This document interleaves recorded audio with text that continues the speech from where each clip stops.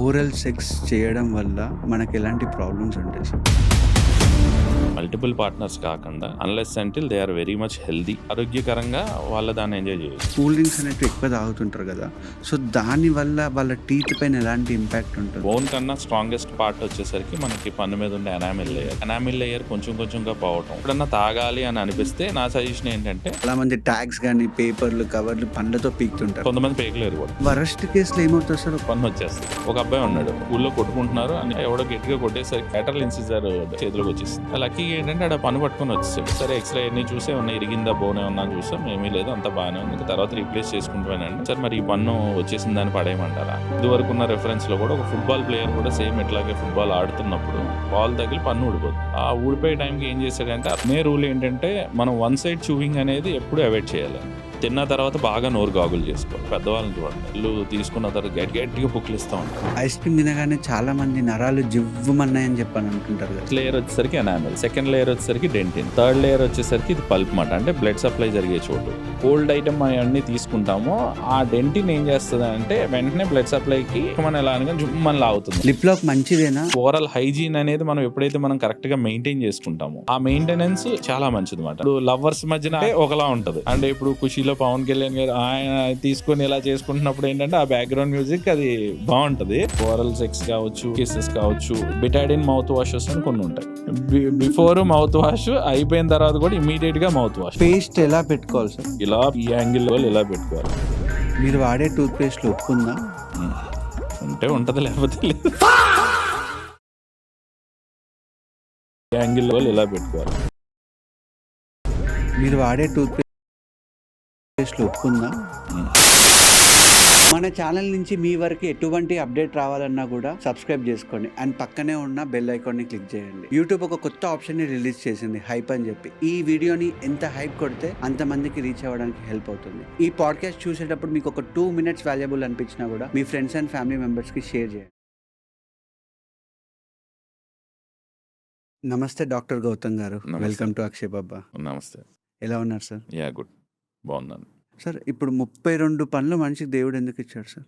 అంటే మనకి దానికి తగ్గట్టు దేవుడు ఎందుకు ఇచ్చాడనే తెలియదు, కానీ ఇచ్చిన దాన్ని మనం ఎట్లా ఉపయోగించుకోవాలి అంటే భగవంతుడు ఆల్రెడీ మనకి ఇచ్చేసాడు. ఇప్పుడు మనకి ఎలాగా అని చెప్తానంటే, మనకి ఎదర పళ్ళు వచ్చేసరికి మనకు కొరకటానికి ఇస్తాడండి. మనకి వెనకాల పళ్ళు వచ్చేసరికి ఏంటంటే మనకి నవ్వటానికి ఉపయోగపడే పళ్ళు. అంటే ఇప్పుడు మనకి ఫస్ట్ చిన్నపిల్లలుగా ఉన్నప్పుడు ఏంటంటే మనకు ఒక 20 టూత్ వస్తాయి, అంటే మిల్క్ టూత్ వస్తాయి. ఆ 20 టూత్ కరెక్ట్గా 6.5 years మనకి దగ్గర నుంచి మన జా లైన్ కావచ్చు, ఇవన్నీ కూడా పెరగటం స్టార్ట్ అవుతాయి. మనకి కరెక్ట్గా 6.5 yearsకి పెరగటం స్టార్ట్ అవ్వగానే వెనకాల మళ్ళీ మనకు ఫస్ట్ మోలార్స్ మనకి ఎరప్ట్ అవుతూ ఉంటాయి. అంటే తినే క్యాపబిలిటీ పెరుగుతుంది కాబట్టి ఒక పన్ను ఎక్స్ట్రా వస్తూ ఉంటుంది. పొరికే క్యాపబిలిటీ పెరుగుతుంది కాబట్టి ఫస్ట్ మీకు ఎదర కింద పళ్ళు, పై పళ్ళు, సెంట్రల్ ఇన్సిజర్స్ వస్తాయి. అట్లా మనకి ఏంటంటే ఆల్మోస్ట్ 17 years వరకు కూడా మనకి 20 పళ్ళు ఊడిపోయి 32 పళ్ళు వస్తాయి అన్నమాట. అట్లా అలా వచ్చిన పళ్ళకి ఏంటంటే ఎదర పళ్ళుతో మనం కొరకటానికి ఉపయోగించుకునేవి. కొరకటానికంటే ఆహారం కొరకటానికే తప్ప ఇంకా వేరే ఏమీ కూడా, అంటే ఇప్పుడు దారాలు తెంపటం, లేకపోతే ఇప్పుడు మనం ఏమన్నా పేపర్లు ఇవన్నీ లేకపోతే ఇచ్చేసుకుంటాం, ట్యాగులు చింపేయటం, ఇలా అన్నట్టు కాకుండా మన పళ్ళుని ఏంటంటే ఈ విధంగా కొరకటానికి, మనకి ఆహారం కొరకటానికి ఉపయోగపడటానికి ఉపయోగించుకోవచ్చు. మీరు అన్నట్టు చాలా మంది ట్యాగ్స్ కానీ పేపర్లు కవర్లు పండ్లతో పీకుతుంటారు. కొంతమంది పీకలేరు కూడా, ఓపెన్ బైట్ అని ఉంటుంది వాళ్ళకి. అలాంటి వాళ్ళు ఏంటంటే వాళ్ళ పళ్ళు కరిచినా కూడా వాళ్ళ ఫ్రంట్ 2 teeth వాళ్ళకి జాయిన్ అవ్వవు. అలా కొరకలేని వాళ్ళు కూడా ఉంటారు, దారాలు కొరకలేని వాళ్ళు కూడా. సో వరస్ట్ కేసులో ఏమవుతుంది సార్? ఒక దారంని మనం పన్నుతో కొరికితే ఏమవ్వచ్చు? అంటే మీ పన్ను అక్కడ సిచ్యువేషన్ బట్టి అది మొబైల్గా ఉండి క్యాలిక్యులస్ ఉండి బాగా ఊగుతూ ఉందనుకోండి, పన్ను వచ్చేస్తుంది. ఓకే. లేని పక్షంలో ఏమవుతానంటే మెల్లమెల్లగా మీకు రొటేట్ అయిపోతూ ఉంటాయి. ఇప్పుడు మీకు ఎలా అంటే కొంతమందికి నెయిల్ బైటింగ్ హ్యాబిట్ ఉందనుకోండి, నెయిల్ అలా పట్టుకొని ఇలా తిప్పుతూ ఉంటారు, ఇలా పెట్టుకొని ఇట్లా అంటూ ఉంటారు. అలా అన్నప్పుడల్లా ఏమవుతుందంటే మీకు ఫ్రంట్ ఉన్న ఈ టీత్ ఫస్ట్ స్ట్రైట్గా ఉండేవి కాస్త ఇలా ఉండేవి ఇలా రొటేట్ అవుతూ ఉంటాయి. అది నాట్ ఇన్ సింగిల్ డే, అది హ్యాబిచువల్ చేంజెస్ అన్నమాట. మనకి ఉండే హ్యాబిట్స్ని బట్టి ఏంటంటే ఆ హ్యాబిచువల్ చేంజెస్ని బట్టి మన టూత్ కూడా దాని విధంగా మారిపోతూ ఉంటాయి. అంటే ఇప్పుడు మీకు హ్యాబిట్స్లో ఈ విధంగా నెయిల్ బైటింగ్ హ్యాబిట్ కావచ్చు, ఎక్కువ కూల్ డ్రింక్స్ కావచ్చు, ఈ విధంగా రకరకాల కొంతమందికి రకరకాల హ్యాబిట్స్ ఉంటాయి. నైట్ టైం పర్టికులర్గా స్వీట్స్ తినడం కావచ్చు, ఇవన్నీ చేయడం వల్ల ఏంటంటే మనకి షుగర్స్ అవన్నీ కూడా ఎక్కువ అయిపోవటం వల్ల దానికి తగ్గట్టే పళ్ళు ఎక్కువ పాడైపోవటం అనేది జరుగుతూ ఉంటుంది. ఇప్పుడు చాలామంది కూల్ డ్రింక్స్ అనేటివి ఎక్కువ తాగుతుంటారు గదా! సో, దానివల్ల వాళ్ళ టీత్ పైన ఎలాంటి ఇంపాక్ట్ ఉంటుంది? అంటే ఇప్పుడు మన బాడీలో అత్యంత స్ట్రాంగెస్ట్ పార్ట్ మనం బోన్ అనుకుంటామండి. బోన్ కన్నా స్ట్రాంగెస్ట్ పార్ట్ వచ్చేసరికి మనకి పన్ను మీద ఉండే ఎనామెల్ లేయర్. అవును. అలాంటి ఎనామెల్ లేయర్ కూల్ డ్రింక్స్ కావచ్చు, హై సిట్రిక్ ఫ్రూట్స్ కావచ్చు, ఇలా సిట్రిక్ నేచర్ ఉన్న ఆటిలో కావచ్చు, అవన్నీ మనం డైరెక్ట్‌గా తీసుకోవటం వల్ల ఏంటంటే దాని మీద చాలా ఎక్కువ ఇంపాక్ట్ ఉంటుంది. అవన్నీ కూడా ఎనామెల్ లేయర్ కొంచెం కొంచెంగా పోవటం. అలా క్రమేపీ ఏంటంటే కలర్ మారిపోతూ ఉంటది. ఆ నెక్స్ట్ వచ్చేసరికి సెన్సిటివిటీ వచ్చేస్తా ఉంటది. మ్యాక్స్ ఎప్పుడన్నా తాగాలి అని అనిపిస్తే నా సజెషన్ ఏంటంటే డైరెక్ట్‌గా పన్నుతో ఇట్లా తీసుకొని బాగా ఎంజాయ్ చేశా అన్నట్టు కాకుండా స్ట్రాతో తీసుకొని స్ట్రాతో సిప్ చేసుకుంటాం అనేది మంచిది మనకి. సో, డైరెక్ట్ తాగడం కన్నా స్ట్రాతో సిప్ చేసుకొని తాగడం వల్ల టీత్ అనేది లాంగ్ లాస్టింగ్ ఉంటుంది అంతే. కానీ అది ఇప్పుడు టీతే అంతలా పాడైపోతుందంటే ఇంక కడుపులో ఉన్న పేగులు, బోన్స్ గురించి ఆటిల గురించి మనం ఆలోచించుకోవాలి. అంటే మనం ఇమ్మీడియేట్‌గా కూల్ డ్రింక్స్ అనేవి నేను ఇదివరకు ఎక్కువ తాగేవాడిని. తర్వాత ఏంటంటే మనం తెలుసుకోవాల్సిన నేచర్ ఏంటంటే మనకి ఏదైనా ఒక ఫుడ్ అనేది మనకది బాయిల్ అవ్వాలి అంటే మెత్తగా అవ్వాలి అని చెప్పేసనంటే మనకి అంటే సైన్స్ కమ్ ఆయుర్వేదంలో మిక్సింగ్‌లో ఎలా అంటే మనకి హీట్ ఎక్కువ ఉండాలి. మనకంటే కింద మంట పెడితేనే మనకి దానికి తగ్గట్టు మనకి బాయిల్ అవన్నీ కూడా అవుతా ఉంటాయి. అవును. ఇప్పుడు అలాంటిది మన లోపల బాడీలో కూడా మనకి కడుపులో కూడా ఆ విధమైన హీట్ జనరేషన్ ఉన్నప్పుడు మాత్రమే మనం తిన్న ఫుడ్ అంతా కూడా అంటే నేను ఇది చాలా సింపుల్ లాంగ్వేజ్‌లో చెప్తున్నాను. ఓకే. ఈ హీట్ అంతా కూడా మనకి లోపల వెళ్ళటం వల్ల ఏంటనంటే దానికి తగ్గట్టే మన పళ్ళన్నీ కూడా ఆ యాసిడ్స్ కావచ్చు అన్నిట్ల వల్లనే ఫుడ్ అంతా కూడా బాగా డైజెస్ట్ అవ్వటం అవన్నీ కూడా బాగా జరుగుతాయి. అట్లా కాకుండా మనం ఎప్పుడైతే హీట్ జనరేషన్ మనకు కావాల్సిన టైంలో మనం ఏం చేస్తామంటే తిన్న వెంటనే బిర్యానీ తిన్న వెంటనే కూల్ డ్రింక్ తాగుతూ ఉంటాం కూలింగ్‌గా. అవును. దాన్ని తాగడం వల్ల ఏమవుద్దంటే ఆపోజిట్ రిఫ్లెక్స్ అంటే ఆపోజిట్‌గా మీకు లోపల పనిచేస్తా ఉంటాయి. అంటే హీట్ కావాల్సిన చోటేమో మీరు ఇదేస్తా ఉంటారు. దానికి తోడేమో దానికి ఫుల్ ఆఫ్ గ్యాస్ ఉంటుంది. ఫుల్ ఆఫ్ షుగర్స్ ఉంటాయి. అంటే ఏదైతే డైజెస్టివ్ సిస్టమ్‌కి ఉపయోగపడాలో అవన్నీ లేకుండా చేస్తా ఉంటారు. బిర్యానీ తిన్నప్పుడు కూల్ డ్రింక్ తాగొద్దు. తాగొద్దు. బెటర్ టు అవాయిడ్ మాట. కూల్ డ్రింక్స్ అనేవి 200% ఈ జనరేషన్‌లో 200% అవాయిడ్ చేయడం మంచిదని. ఎందుకంటే బిఫోర్ జనరేషన్ వేరు. ఎందుకంటే బిఫోర్ జనరేషన్ వాళ్ళు బిజినెస్ చేసేటప్పుడు కూడా అందరూ బాగుండాలనుకుని చాలామంది బిజినెస్ చేసేవారు. ఈరోజు బిజినెస్ ఎట్లా ఉందని చెప్పేసంటే ఎవడెలా పోతే నాకెందుకు అని చెప్పేసి నా వ్యాపారం జరుగుతుందనుకునే స్థాయిలోనే ఉన్నాడు. అది మల్టీనేషనల్ కంపెనీ అయినా, చిన్న ఇడ్లీ బండోడైనా కూడా ఆ నేచర్ మారట్లేదు. అందుకని ఏంటంటే ఎవరికి వాళ్ళు జాగ్రత్తగా ఉండాలి. ఈ సిట్యుయేషన్‌లో ఏంటంటే ఎవరికి వాళ్ళు జాగ్రత్తలు తీసుకొని, ఆ విధంగా తద్వారా తినటం అనేది ఏ రోజైనా మనకి మంచిదండి. సార్, అన్నిటికన్నా బాడీలో స్ట్రాంగెస్ట్ పార్ట్ ఎనామిల్ అని చెప్పన్నారు. టీత్ అని చెప్పన్నారు గదా! ఎప్పుడైనా మరి మెడని దవడ పగలగొడితే పనులొచ్చాయా బయటికి? వస్తాయండి. అంటే పాపం లేడీస్ కొంతమంది వస్తారు. డైరెక్ట్ ఇప్పుడు ఒక అబ్బాయి ఉన్నాడు. వాడు ఎట్లా అంటే హ్మ్. ఈ స్కూల్‌లో కొట్టుకుంటున్నారు. అన్నీ ఇచ్చేసుకుంటున్నారు సడెన్‌గా. ఎవడో గట్టిగా కొట్టేసరికి లేటరల్ ఇన్సిజర్ డైరెక్ట్ పన్ను పలంగా చేతిలోకొచ్చేసింది ఆడికి. లక్కీగా ఏంటంటే ఆడు ఆ పన్ను పట్టుకొని వచ్చేసాడు. వచ్చేసి ఏంటమ్మా అంటే ఇంకా మరి ఊడిపోయిందా ఫస్ట్ నాకు పన్ను చూపించలే అతని దగ్గర ఉన్న పన్ను. ఊడిపోయిందండి ఇలా దెబ్బలాడింది. సరే ఎక్స్‌రే అన్నీ చూసి ఏమన్నా ఇరిగిందా బోన్ ఏమన్నా అని చూసాం. ఏమీ లేదు అంతా బాగానే ఉంది. ఇంక తర్వాత రీప్లేస్ చేసుకుంటామేనండి. Either it will be implant or మనం ఎఫ్‌పిడి ఫిక్స్డ్‌గా క్రౌను అనేది మనం రెండిట్లో ఏదైనా చేసుకోవచ్చు. సార్ మరి ఈ పన్ను వచ్చేసిన దాన్ని పడేయమంటారా? అప్పుడు అది చూసిన తర్వాత మనకి ఉన్న థియరీ ప్రకారం జర్నల్స్‌లో ఆటిల్లో కూడా ఇప్పుడు మాకు ఇదివరకున్న రెఫరెన్స్‌లో కూడా ఒక ఫుట్‌బాల్ ప్లేయర్ కూడా సేమ్ ఇట్లాగే ఫుట్‌బాల్ ఆడుతున్నప్పుడు ఒక కంట్రీలో తనకి బాల్ తగిలి పన్ను ఊడిపోతుంది. ఆ ఊడిపోయే టైంకి ఏం చేశాడంటే అతను వెంటనే అదే పన్నుని వెంటనే అది ఊడిపోయిన వెంటనే ఇలా తీసుకొని మళ్ళీ అదే సాకెట్‌లో అక్కడే ఆడుతున్నప్పుడే పెట్టేసుకున్నాడు అతను. ఓకే. అట్లా పెట్టేసుకొని మొత్తం గేమ్ అయిపోయిన తర్వాత డెంటిస్ట్ దగ్గరికెళ్ళాడు. వెళ్ళిన తర్వాత ఆల్మోస్ట్ మళ్ళీ యాంకిలేజ్ గట్టిగా అయిపోయిందది అతనికి అంటే లోపు. ఇరిగిపోయిన పన్ను మళ్ళీ అతుక్కునే ఛాన్స్. మొత్తం పన్ను పలంగా. ఇరిగిపోవటం వేరండి. పన్ను పలంగా వచ్చేయటం వేరు. అంటే రూట్స్ నుంచి రావడం. రూట్ నుంచి మొత్తం పన్ను బలంగా వచ్చేసే దాని గురించే చెప్తున్నాను నేను. ఓకే. పన్ను ఇరిగిపోవటం అనేది అది మళ్ళీ డిఫరెంట్ సెక్టర్ మాట. ఓకే. అంటే అది పన్ను ఓన్లీ పైన క్రౌన్ స్ట్రక్చర్ ఒకటి ఇరిగేటట్టయితే లోపల రూట్ స్ట్రక్చర్ బావుందనుకోండి. హ్మ్. అప్పుడు దానికి మనం పోస్ట్ అనేది యేసుకొని చిన్నగా చిగురు క్రౌన్ లెంతనింగ్ చేసుకొని ఫైబర్ పోస్ట్ గాని, మెటల్ పోస్ట్ గాని యేసుకొని మళ్ళీ మనం పన్నుని రీక్రియేట్ చేసుకోవచ్చు. Half okay. Of the tooth ఉంటే. ఓకే. అట్లా గాకుండా ఇది డైరెక్ట్‌గా పన్నే ఇదైపోవడంతో అట్లా మనం ఇప్పుడు ఆ అబ్బాయికి ఏం చేస్తాం మొత్తం సాకెట్ అంతా నీట్‌గా క్లీన్ చేసి ఈవెన్ టూత్‌ని నీట్‌గా మనకి మెడిసిన్స్‌తో క్లీన్ చేసుకొని, ఆ టూత్‌ని బయటే రూట్ కెనాల్ చేసేసి మేము బయట హ్యాండ్‌తోనే పట్టుకొని దాన్ని రూట్ కెనాల్ చేసి, మళ్ళీ దాన్ని నీట్‌గా క్లీన్ చేసుకొని, నీట్‌గా మళ్ళీ అదే సాకెట్‌లో పెట్టేసి గట్టిగా నొక్కేసి పైన ఒక చిన్న బ్యాండ్ ఏసామన్నమాట. ఓకే. ప్లింట్ లాగా. ఏసేయగానే ఒక 3 మంత్స్‌కి తనకి యాంకిలైజ్ అయిపోయింది అదే టూత్. అండ్ ఇంకొకటి చాలా మందికి చూయింగ్ చేస్తుంటే నొస్తుంటుంది గదా! అది జస్ట్ బికాస్ ఆఫ్ ఫుడ్డా? అంటే చూయింగ్ చేస్తున్నప్పుడు నొప్పి రావడంలో ఏంటంటే మనకు రకరకాల కారణాలుంటాయండి రీజన్స్. అది ఎట్లాగా అని చెప్పేసనంటే, ఆ రీజన్స్ రకరకాలుగా కొంతమందికి ఫుడ్ ఇరుక్కుంటా ఉంటది. అవును. అంటే తింటున్నప్పుడే ఇరుక్కుంటుంది. అంటే వాళ్ళకి తింటున్నప్పుడు మాత్రమే పెయినొస్తది. ఫుడ్ ఇరుక్కుంటున్నప్పుడు మాత్రమే పెయినొస్తది. అదేంటంటే గమ్స్ దగ్గర ఇరుక్కుంటాం. అంటే గమ్స్ దగ్గర స్పేసెస్ క్రియేట్ అయిపోవటం. ఆ స్పేసెస్ దగ్గర తిన్న ఆహారం ఇరుక్కుపోవటం. అది చిగుర్ల మీద ఎక్కువ ప్రెషర్ పెట్టేయటం. ఆ ప్రెషర్స్ వలన కొంచెం బాగా ఆ ఏరియా అంతా కూడా బాగా ఎర్తమాటిస్‌గా అయిపోయి, బాగా చిగుర్లన్నీ వాపు రావడం వల్ల తినేటప్పుడు నొప్పొస్తది. అదొక రకం. రెండో రకం ఎలా అని చెప్పేసనంటే పన్ను విపరీతంగా అరిగిపోవటం. బాగా పన్ను అరిగిపోయిందనుకోండి. విపరీతంగా అరిగిపోయినప్పుడు అతనికి పన్ను పుచ్చుండదు, ఏముండదు. కానీ పన్ను పైన ఎనామిల్ స్ట్రక్చర్ అనేది కంప్లీట్‌గా పోద్ది. సెకండ్ లేయర్ కూడా ఆల్మోస్ట్ పోతా ఉంటది. వాళ్ళకేంటంటే పోపుల్లో పప్పుల్లాంటి, జాంకాయ గింజల్లో గింజల్లాంటి ఈ టైప్‌లో గట్టి వస్తువులు ఏం తిన్నా కూడా కలుక్కుమని అనిపించి నొప్పొస్తా ఉంటదనమాట. ఆ సిట్యుయేషన్‌లో ఏంటంటే ఫస్ట్ హ్యాబిచ్యువల్ చేంజెస్ మనం చేంజ్ చేసుకోవాలి. అంటే అంత గట్టి వస్తువులు తినకండా నార్మల్ వస్తువులు తీసుకుంటాం అనేది మనం ఎక్కువ ప్రిఫర్ చేసుకోవాలి. అలా కాదు నేను తిందామని అనుకుంటున్నాను. నాకు అలవాటుగా ఉన్నాయని చెప్పేసని అనుకునేటట్టయితే ట్రీట్మెంట్ చేసుకుంటాం. ఓకే. అది ఎలా అంటే మనకు రూట్ కెనాల్ ట్రీట్మెంట్ అనేది మనం ట్రీట్మెంట్ చేసుకొని దానికి క్రౌన్ వేసుకొని మళ్ళీ ఆయన యాజ్ యూజువల్‌గా మళ్ళీ పాత పద్ధతిలో మనకి తినేలా మనం చేసుకోవచ్చు. అంటే పన్ను వీక్ అవ్వడానికి రీజన్ ఏంటి? అంటే మనకి ఇప్పుడు పన్ను వీక్ అవ్వటానికి మాక్సిమం ఫుడ్ ఇరుక్కోవటం వల్లే మన పళ్ళనేవి వీక్ అవుతాయండి.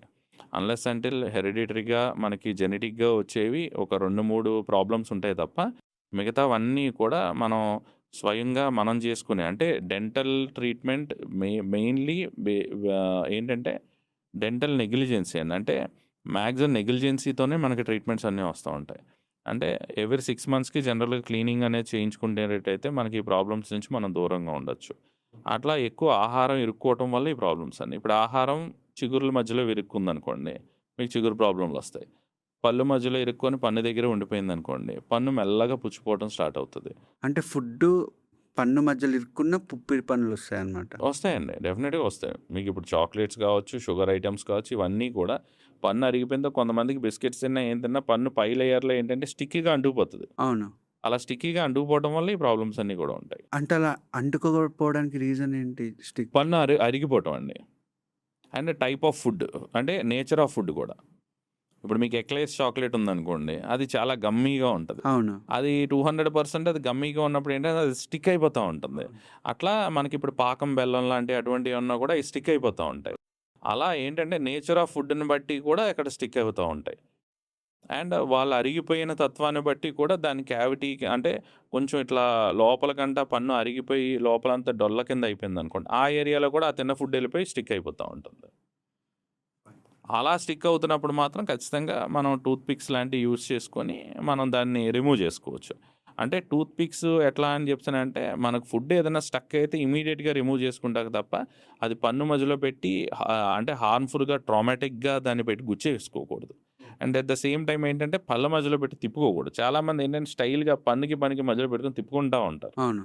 దానివల్ల ఏమవుతదనంటే ఇరుక్కుంది ఇంకా నాకు రాలేదేమో అని ఉద్దేశంతో ఇంకా ఎక్కువ గ్యాప్ చేసేస్తా ఉంటారు. అలా చేయకూడదు. ఎప్పుడు టూత్ పిక్ అనేది ఏంటంటే పెద్ద ఐటెమ్స్ కింద మనకి ఇరుక్కున్న ఆటిలిని మాత్రమే మనకి తీయటానికి ఉపయోగపడుతుంది. ఇప్పుడు టూత్ పిక్స్ ఎప్పుడు వాడాలి? ఫ్లాస్ ఎప్పుడు వాడాలి? ఇప్పుడు మీకు ఫ్లాస్ అనేవి ఎట్లా అంటే అండి ఆహ్, మనకిప్పుడు ఒక మామిడికాయ బద్ద లాంటిది, ఆవకాయ లాంటిది మనం తీసుకున్నాం అనుకోండి. అది తిన్న తర్వాత అందరూ దాన్ని ఇలా పీల్చుకొని గట్టిగా తింటారు. లేతే ఒక మామిడికాయ గట్టిగా టెంక గాని అటువంటియన్నీ కూడా బాగా తీసుకొని లేదా గట్టిగా పళ్ళతో చీకుతా తింటారు. అలా తిన్నప్పుడు ఏమవుతాయంటే పీచు పదార్థం లాంటివి ఏమన్నా తిన్నప్పుడు పన్ను మధ్యలోకి వెళ్ళిపోతది. ఓకే. ఆ వెళ్ళిపోయిన దానికి ఇంట్రాడెంటల్‌గా మనకేంటంటే, ఆ పీచుని మనకి టూత్ పిక్‌తో మనం బయటికి తీయలేము. అలాంటి టైంలో ఏంటంటే, ఈ ఫ్లాసింగ్ అనేది డెంటల్ ఫ్లాసింగ్ అనేది ఏంటంటే, థ్రెడ్ ద్వారా మనం లోపలికి మనం అట్లా పెట్టుకొని, దాన్ని అలా బయటికి తీసేసేయొచ్చమాట.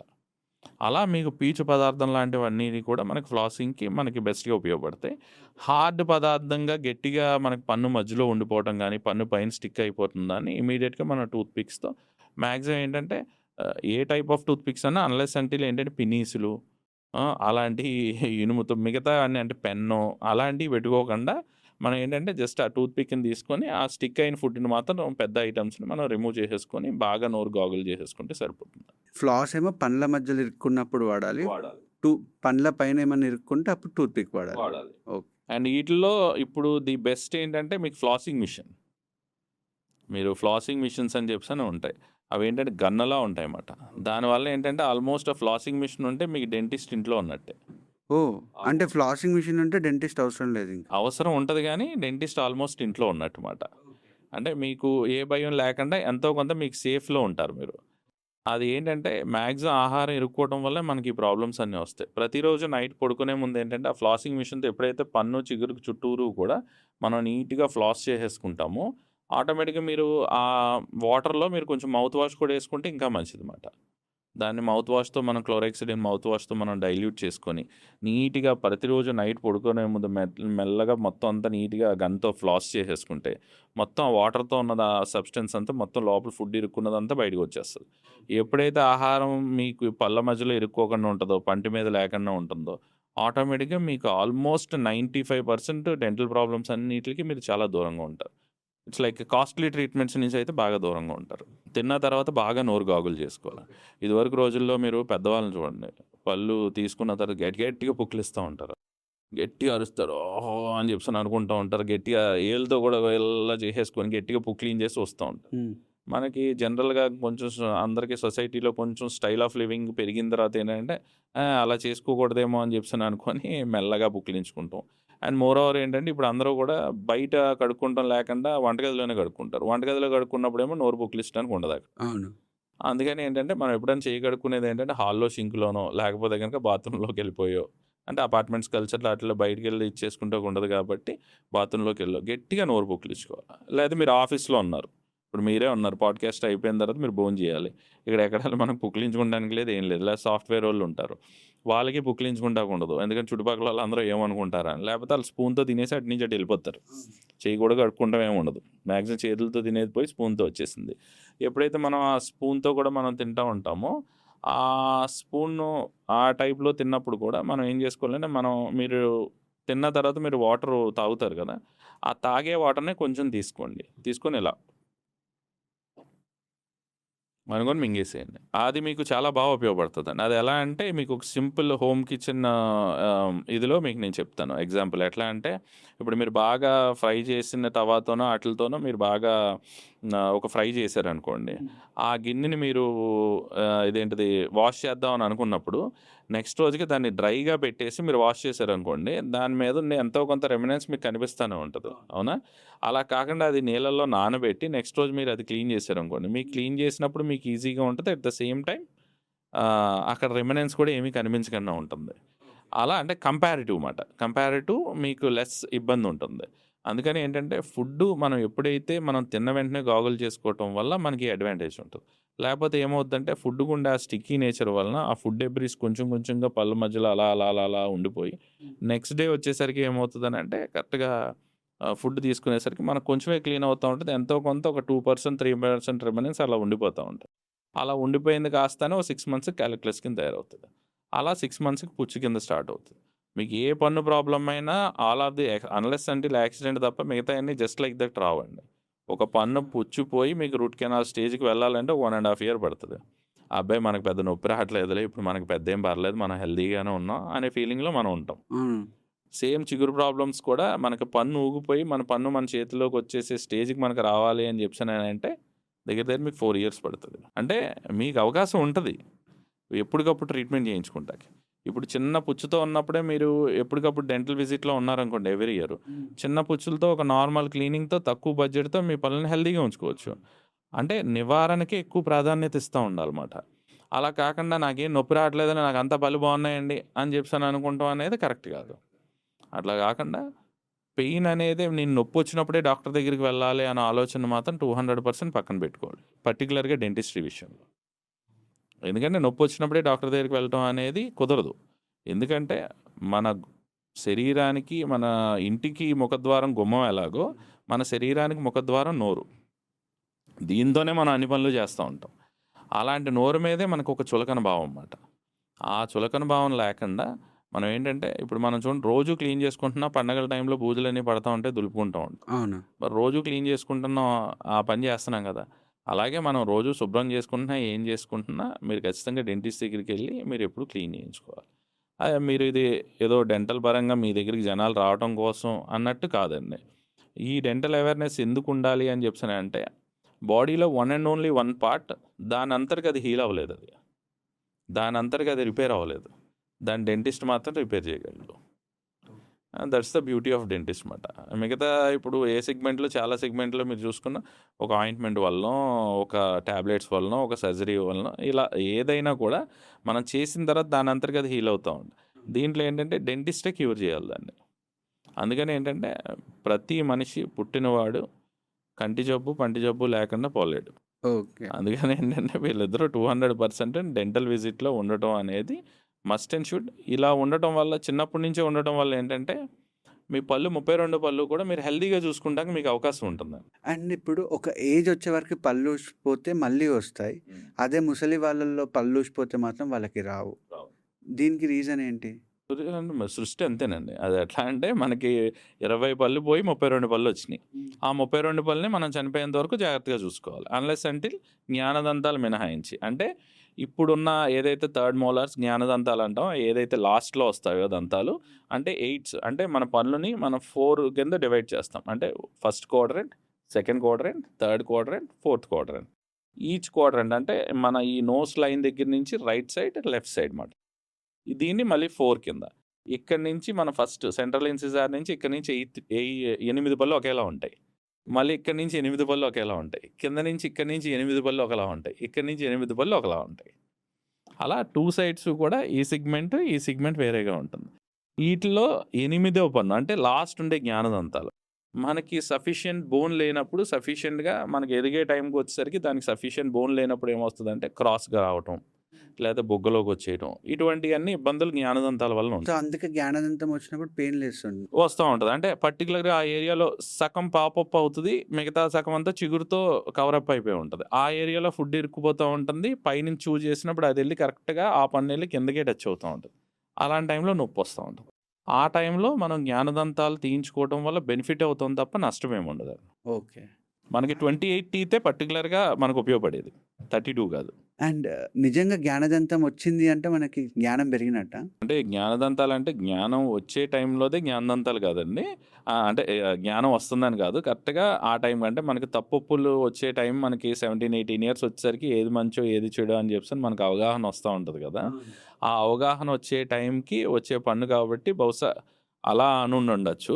అంతే తప్ప దాన్ని పర్టిక్యులర్‌గా ఇలా అని చేసుకోకల. దాన్ని మనం ఏమంటామంటే థర్డ్ మోలార్. అంటే మనకి ఫస్ట్ మోలార్ అనేది మనకి 6 ఇయర్స్‌కి ఎప్పుడైతే దవడ పెరగడం స్టార్ట్ అయిందో, మనకి తినే కేపబిలిటీ కోసం ఫస్ట్ మోలార్ ఎలా వస్తదో, అది థర్డ్ మోలార్ మాట.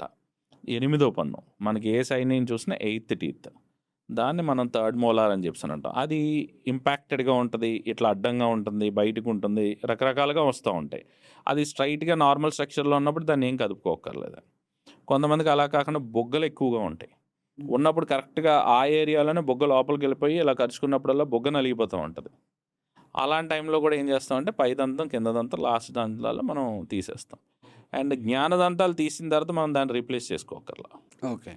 సో, మిగతా ఎలాగో 20 వాడేది 28 టీత్లే మిగతా కాబట్టి 28 పళ్ళు మాత్రం ఊడిపోతే మాత్రం 200% రీప్లేస్ చేసుకోవాలి. Okay. Sir, teeth and brain 2 కూడా రిలేటెడ్ అంటారు కదా! ఇన్ కేస్ మన పన్నుకేమన్నా అయినా గూడా పెయిన్ అనేది ఇక్కడి వరకి వస్తుంది. సో, రీజన్ ఏంటి? అంటే మీకు teeth and brain related to everything and all the parts in the body. Brain related to. అంటే మీకెక్కడ నొప్పొచ్చినా కూడా మనకి అక్కడ మనకి మెదడులో మనకి వ్యక్తపరుస్తా ఉంటది గదా అది. అంతే తప్ప మీకు పన్ను నొప్పొస్తే బ్రెయిన్ నొప్పి రాదు. ఇట్స్ లైక్ ఆ చిన్న డిఫరెన్స్ మాట. మీకిక్కడ లాగటం అనేది that's called a radiating pain. అంటే మీకిప్పుడు బాగా ఇన్ఫెక్షన్ అయిపోయిందనుకోండి టూత్. నైట్ టైమ్ పర్టిక్యులర్‌గా ఇర్రివర్సిబుల్ పల్పైటిస్ అని అంటాం. అంటే నైట్ టైమ్ ఎక్కువ మీకు నొప్పొస్తా ఉంటది. ఆ నొప్పి ఎలా వస్తదనంటే ఇప్పుడు మీకిక్కడ పన్ను ఇక్కడ నొప్పుందనుకోండి. ఇక్కడి నుంచి ఇలా చెవులోకొస్తది. ఈ చెవు దగ్గర నుంచి ఇదంతా లాగేస్తా ఉంటది. ఈ సైడ్ అంతా. అదంతా ఏంటంటే రేడియేటింగ్ ఆఫ్ పెయిన్ మాట. అట్లా ఆ రేడియేషన్ ఆఫ్ పెయిన్ తప్ప ఇప్పుడు మీకిక్కడ ఏదన్నా గుచ్చినా కూడా మనం ఆ రియాక్షన్ ఈ ఒక్క ఏళ్ళకే ఇవ్వం. మొత్తం హ్యాండ్ అంతా కూడా మనం ఇచ్చేస్తూ ఉంటాం. మనం మూవ్‌మెంట్ చేస్తూ ఉంటాం. అట్లా మనకేంటంటే అది ఇక్కడ మీకు దగ్గరగా ఈ పార్ట్‌లో ఉంది కాబట్టి మీకు ఇదంతా లాగుతా ఉంటది. కొంతమంది కళ్ళు లాగుతా ఉంటాయి. కొంతమంది కళ్ళు అంటారు. కొంతమంది పళ్ళు తీయించుకుంటే పై పన్ను తీయించుకుంటే కన్ను చూపుకి ఏదన్నా ఇబ్బందా అని చెప్పేసని అడుగుతా ఉంటారు. ఇవన్నీ అపోహలు మాట. అంటే ఏంటంటే మనకి బ్రెయిన్ రిలేటెడ్‌గా ఏమి ఉండదు. ఆ! సో, మీకు బ్రెయిన్‌కి సెన్సెస్ తెలుస్తాయి. అంతే తప్ప brain is related to all the parts. Okay. And ఈ ప్రెగ్నెన్సీ ఉన్న వాళ్ళలో హార్మోనల్ ఇంబాలెన్స్ వల్ల టూత్ పెయిన్ అనేది గూడా ఉంటుంది అని జెప్పి టూత్ అంటారు. పెయిన్ ఉండదు గానీ గమ్ పెయిన్స్ ఎక్కువుంటాయండి. అంటే మీకు ఇంకోటేంటంటే అక్కడ పర్టిక్యులర్‌గా ఆ టైంలో ఏంటంటే అగ్రివేట్ అయ్యే టైప్స్ ఎక్కువుంటాయి. అంటే వాళ్ళ దగ్గర కొంచెం ఏంటంటే బద్ధకం, కొంచెం వాళ్ళ మీద వాళ్ళు శ్రద్ధ తీసుకోవడం తగ్గిపోతా ఉంటది. ఎందుకంటే వాళ్ళు ఆ సిట్యుయేషన్‌లో ఉంటారు పాపం. ఎలా అంటే వాళ్ళ మీద అంటే పొద్దున్నే లెగటం, వాళ్ళంతా బాధాకరంగా కొంచెం ఇబ్బందిగా ఉంటారు కాబట్టి కడుపుతో ఉన్న వాళ్ళందరూ గూడా వాళ్ళు సెల్ఫ్ కేర్ తీసుకుంటంలో కొంచెం నెగ్లెక్టెడ్‌గా ఉంటారన్నమాట. అందులో మనకి డెంటల్ వచ్చేసరికి పళ్ళు దగ్గరికొచ్చేసరికి నోరు దగ్గరికి ఇంకొంచెం నెగ్లెక్టెడ్‌గా ఉంటారు. ఉండటం వల్ల ఏమవుతదంటే కొంచెం టీత్ సరిగ్గా మనకి సరిగ్గా పుక్కిలించకపోయినా, సరిగ్గా ఫుడ్ డెబ్రీస్ ఉండిపోయి అలాంటి ఆటిలకి అన్నిట్లికి లేతే ముందుగా ఆ ప్రాబ్లమ్స్ ఏమన్నా ఉంటే ఆ టైంలో పర్టిక్యులర్‌గా కొంచెం అగ్రవేట్ అవ్వటం. అవన్నీ కూడా ఏంటంటే మనం తీసుకునే మెడికేషన్ వల్లమాట. అంటే డ్రగ్ ఇండ్యూస్డ్ జింజివైటిస్ అంటే మనం తీసుకునే మెడికేషన్స్ ఆటిల వల్ల ఏంటంటే చిగురు వాపులు కావచ్చు, ఆ చిగురుల దగ్గర నుంచి బ్లడ్ రావడం కావచ్చు, ఇటువంటియన్నీ ఉంటాయి. సైడ్ ఎఫెక్ట్స్ లాగా జెప్పొచ్చా డ్రగ్స్ వల్ల? ఆ! Side effects it's one of the drug induced అలా ఒక ఒక ఒక టైప్ ఆఫ్ సైడ్ ఎఫెక్ట్స్ అన్నది. వాటిలికి ప్రెగ్నెంట్ వుమెన్ తీసుకోవాల్సిన జాగ్రత్తలేంటంటేనండి, ఫస్ట్ మంత్ నుంచి థర్డ్ మంత్ వరకు కూడా మనం ట్రీట్మెంట్స్ చేయము. ఫస్ట్ ట్రైమెస్టర్‌లో చెయ్యం. మనం 3 విభాగాల కింద చేస్తాం. 1, 2 అండ్ 3. 1-3 ఒకటి, 4-6 ఒకటి, 7-9 ఒకటి. ఓకే. 1-3 మనం చేసుకోకూడదు. మళ్ళీ 7-9 మనం ట్రీట్మెంట్ చేసుకోం. 4-6లో మనం ట్రీట్మెంట్ చేసుకోవచ్చు. ఈ సెగ్మెంట్‌లో మరి మిగతా టైంలో కూడా ట్రీట్మెంట్స్ కూడా ఏంటంటే, as per the gynaecologist prescription only, as per gynaecologist guidance only we have to treat the patient అనమాట. ఇలా సమ్‌టైమ్స్ మనకేమన్నా మినిమల్‌గా ఉన్న ఆటిల్ని ఏంటంటే, అందుకే ప్రతి ప్రెగ్నెంట్ వుమెన్ కూడా మీరు గుర్తుపెట్టుకోవాల్సింది ఏంటంటే, అందరూ కూడా ఎవ్రీ ఫస్ట్ టు 3 మంత్స్ మీకు ప్రెగ్నెన్సీ కన్ఫర్మ్ అయిన తర్వాత, ఫోర్త్ మంత్ రాగానే మీరు వెంటనే డెంటల్ విజిట్‌కి వచ్చేసేయండి. ఓకే. వచ్చేసి చక్కగా పళ్ళన్నీ కూడా నీట్‌గా క్లీన్ చేపించేసుకోండి. చిన్న చిన్న పుచ్చులేమన్నా ఉండేటట్టయితే స్టార్టింగ్‌లోనే మీరు శుభ్రంగా దానికి సిమెంటేషన్ గానీ ఏదైనా చేసుకోవచ్చు. ఇన్ కేస్ మేజర్ పెద్ద ట్రీట్మెంట్స్ లాంటి రూట్ కెనాల్స్ ఉన్నా కూడా మనం చేసుకోవచ్చు. బట్ పర్టిక్యులర్‌గా ఏంటంటే ఎక్స్‌రేస్ దగ్గర మనం జాగ్రత్తగా ఉండాలన్నమాట. అంటే మనం రూట్ కెనాల్ చేస్తున్నప్పుడు ఎక్స్‌రేస్ ఏదైతే తీస్తామో అది చేసుకునేటప్పుడు వాళ్ళకి కొంచెం జాగ్రత్తగా ఏంటంటే లెడ్ యాప్రాన్స్ లాంటివి మనం వాళ్ళకి ఇచ్చి వాళ్ళ మీద పెట్టి అప్పుడు మనం ఎక్స్‌రే తీసుకోవటం వల్ల ఏంటంటే మనకి రేడియేషన్ ఎఫెక్ట్ కూడా మనకి బేబీ మీద ఆళ్ళ మీద పడకుండా ఉంటుందన్నమాట. అలా ఉండకుండా మనం జాగ్రత్తలు తీసుకొని చేసుకోవచ్చు. అందుకని particularly pregnant women has to definitely 4-6 మంత్ల మధ్యలో మీకున్నా లేకపోయినా మీరు రావాల్సిందే. వచ్చి జనరల్ క్లీనింగ్ అన్నా చేయించుకోండి. అండ్ ప్రెగ్నెన్సీ టైంలో పండ్లు గూడా ఊడిపోతాయంట గదా సార్? అంటే పళ్ళు ఊడిపోవండి. అది ఎట్లా అంటే అది పాస్ట్ హిస్టరీ మాట. అంటే ఇప్పుడు ఆల్రెడీ ఆవిడకి ఏదైనా పెరియోడాంటైటిస్ ప్రాబ్లమ్ ఉందనుకోండి. అంటే పెరియోడాంటైటిస్ ప్రాబ్లమ్ అని చెప్పేసి జింజివైటిస్ దాని నెక్స్ట్ స్టేజ్ వచ్చేసరికి పెరియోడాంటైటిస్. అంటే చిగుర్ల వరకు ఉంటే ప్రాబ్లమ్ జింజివైటిస్. అది పన్ను చుట్టూ నుండి బోన్ దాకా వెళ్ళినప్పుడు అది పెరియోడాంటైటిస్. అలా పన్ను ఎప్పుడైతే ఆ స్టేజ్‌కి వెళ్ళిపోతదో ఆటోమేటిక్‌గా ఒక గార మీదో చాలామందికి పళ్ళు అట్ల కింద కట్టేసి ఉంటాయి గార. ఆ చిగురు లోపల బోన్ మొత్తం తినేసి ఆ గార మీద ఆధారపడి ఉంటాయి పళ్ళు. ఓకే. ఎప్పుడైతే గార మీద ఆధారపడి ఉంటాయో మనకి ఆ టైం వచ్చేసరికి ఏంటంటే ఈ మనకి మెడిసిన్ వాడటం కావచ్చు, వాళ్ళ మీద అశ్రద్ధ కావచ్చు, ఇయన్నీ కూడా ఆ టైంలో కొంచెం సివియర్ అవుతాయి. అయినప్పుడు ఏంటంటే అవి ఊడిపోతా ఉంటాయి. అంతే తప్ప ప్రెగ్నెంట్ వుమెన్‌కి పళ్ళు ఊడిపోవడం అనేది ఉండదు. సార్ తినడం గురించి మాట్లాడుతున్నాం కాబట్టి తినగానే అందరూ మౌత్ ఫ్రెషనర్ వాడుతుంటారు గదా! సో, దానివల్ల ఎలాంటి యూజ్ ఉంటుంది పండ్లకి గాని, గట్‌కి గాని? అంటే మనకి ఎట్లా అంటే అండి, ఇప్పుడు టైప్ ఆఫ్ స్మెల్స్ ఉంటాయి. ఇప్పుడు కొంతమందికి ఏంటంటే చిగుర్లు వాపుల వల్ల ఆటిల వల్ల కూడా మీకు ఎలా అంటే తిన్న వెంటనే కొంతమందికి డ్రై మౌత్ అంటే ఎక్కువ వాటర్ తీసుకోకపోవడం వల్ల, ఎక్కువ సెలైవా ఇది లేకపోవడం వల్ల కొంతమందికి ఏంటంటే డ్రై మౌత్ ఉన్నప్పుడు కొంచెం హార్డ్ స్మెల్ వస్తా ఉంటది. అవునా? కొంతమందికి చిగుర్లన్నీ వాసిపోవడం వల్ల కొంచెం రకమైన స్మెల్ వస్తా ఉంటుంది. అలా డిపెండ్స్ అపాన్ స్మెల్ ఏంటంటే, వాళ్ళు ఇలాంటి ఆహారం తిని మళ్ళీ సరిగ్గా పుక్కిలించుకోకుండా ఊసేయటం వల్ల ఏమవుతదనంటే, ఆళ్ళకి ఇంకో రకంగా స్మెల్ వాళ్ళకి వాళ్ళదే నచ్చకుండా ఉంటుందన్నమాట. అలాంటి టైముల్లో వాళ్ళేంటంటే, మౌత్ ఫ్రెషనర్ లాంటివి యూజ్ చేసుకుంటా ఉంటారు. It's like everything will be temporary on the స్పాట్కి. కొంచెం ఏదో అప్పుడప్పుడు యూజ్ చేసుకుంటే పర్వాలేదు తప్ప అది 200% మనం ఎట్టి పరిస్థితుల్లోనూ కంటిన్యూ చేసుకోవాల్సింది కాదండి అది. అండ్ ఇంకో టైప్ ఆఫ్ స్మెల్స్ ఏముంటాయంటే మీకు కడుపులోంచి కూడా స్మెల్ వస్తుంది. ఇప్పుడు కొంతమందికి ఎట్లా అంటే పళ్ళన్నీ నీట్గానే ఉంటాయి, చిగుర్లన్నీ బాగుంటాయి, నా పన్నుకి ఏ ప్రాబ్లం లేదండి, కానీ నా నోరు స్మెల్ వస్తుందండి. అలాంటి వాళ్ళు ఏంటంటే లోపల యాసిడ్ అంటే లోపల బాగా గ్యాస్ట్రైటిస్ ప్రాబ్లం కానీ అటువంటిది ఏమన్నా ఉన్నా కూడా ఆ ఎకెప్స్ వాటి వల్ల ఎప్పటికప్పుడు తేనుపులు వస్తూ ఉంటాయి వాళ్ళకి.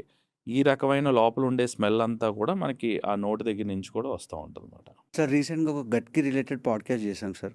దాంట్లో ఎలా తినాలి, ఎంత తినాలి అనే దాని గురించి మాట్లాడాం. సో పండ్లకి కూడా అలాంటి రూల్ ఏమన్నా ఉందా? అంటే మనకి తినే రూల్ ఏంటంటే మనం వన్ సైడ్ చూవింగ్ అనేది ఎప్పుడు అవాయిడ్ చేయాలండి. ఓకే. 2 సైడ్స్ తినాలి. వన్ సైడ్ చూవింగ్ వల్ల ఏమవుతుందని అంటే మీకు పళ్ళు అరిగిపోయే ఛాన్సెస్ ఎక్కువ ఉంటాయి.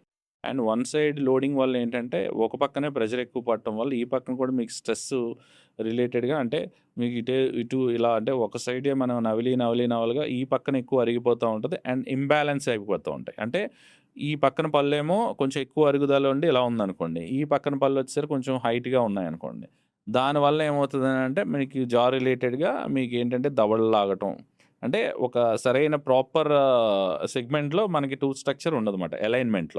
అలైన్మెంట్ డిస్టర్బ్ అవుతూ ఉంటుంది. ఇప్పుడు కార్ అలైన్మెంట్ కావచ్చు, కార్లో మనం అలైన్మెంట్ చేయించుకుంటాం, వీల్ బ్యాలెన్సింగ్ చేయించుకుంటాం. ఆ బ్యాలెన్సింగ్ డిస్టర్బ్ అయినప్పుడు ఏమవుతుంది, మనం బ్రేక్ నొక్కినప్పుడు ఏదైనా చేసినప్పుడు దడదల్లాడుతూ ఉంటుంది. సేమ్ అలాగే ఏంటంటే మనకు స్ట్రెస్ రిలేటెడ్గా ఏమన్నా ఇబ్బందులు వచ్చినప్పుడు కొంతమందికి దవడలు లాగటం ఇటువంటివన్నీ కూడా ఏంటంటే ఆ టైం వచ్చేసరికి ఆ ఇంబ్యాలెన్స్డ్ వలన ఏంటంటే కొంచెం ఆ రకమైన ఇష్యూస్ వస్తూ ఉంటాయి. ఓకే. అంటే పర్టికులర్ కొంతమందికి పన్నంతా చాలా బాగుంటుంది, కానీ మనకు తినేటప్పుడు ఏంటంటే ట్రామా ఫ్రమ్ అక్లూజన్, అంటే మన తినే విధానం వల్ల మనకి దెబ్బ తగలటం. అంటే కొంతమందికి ఇలా కరుస్తున్నప్పుడు ఒక పన్ను మీదే ప్రెషర్ ఎక్కువ పడుతూ ఉంటుంది.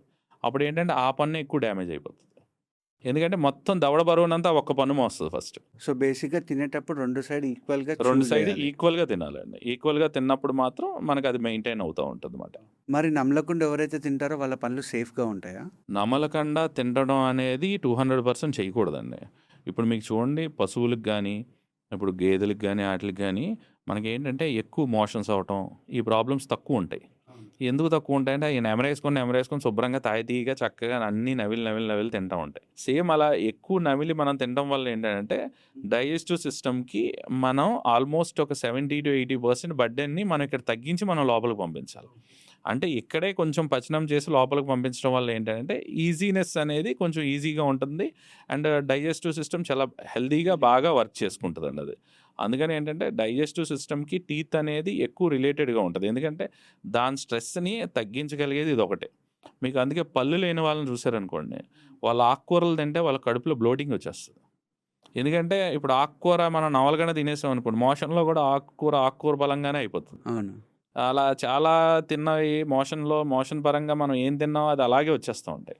అలా వచ్చేయడానికి కారణం ఏంటంటే సరిగ్గా మనకి లోపల నమలకండ వన్ ఆఫ్ ద రీజన్ అనమాట. నమలకండ మనం అలా సరిగ్గా నమలకండ లోపల పంపడం వల్ల ఏంటంటే కడుపు ఉబ్బరంగా అనిపించడం, ఇటువంటి అంటే ఇంత తినాల్సింది ఇంతే తినగలుగుతాం అప్పుడు. ఆ రకమైన ఇబ్బందులన్నీ కూడా ఉంటాయన్నమాట. అందుకని పెద్దవాళ్ళలో కూడా ఏంటంటే పళ్ళు లేకుండా వాళ్ళు మింగేస్తూ ఉంటారు. అలా మింగేయటం వల్ల ఏంటంటే డైజెస్టివ్ ప్రాబ్లమ్స్ అనేవి ఎక్కువ వస్తూ ఉంటాయి.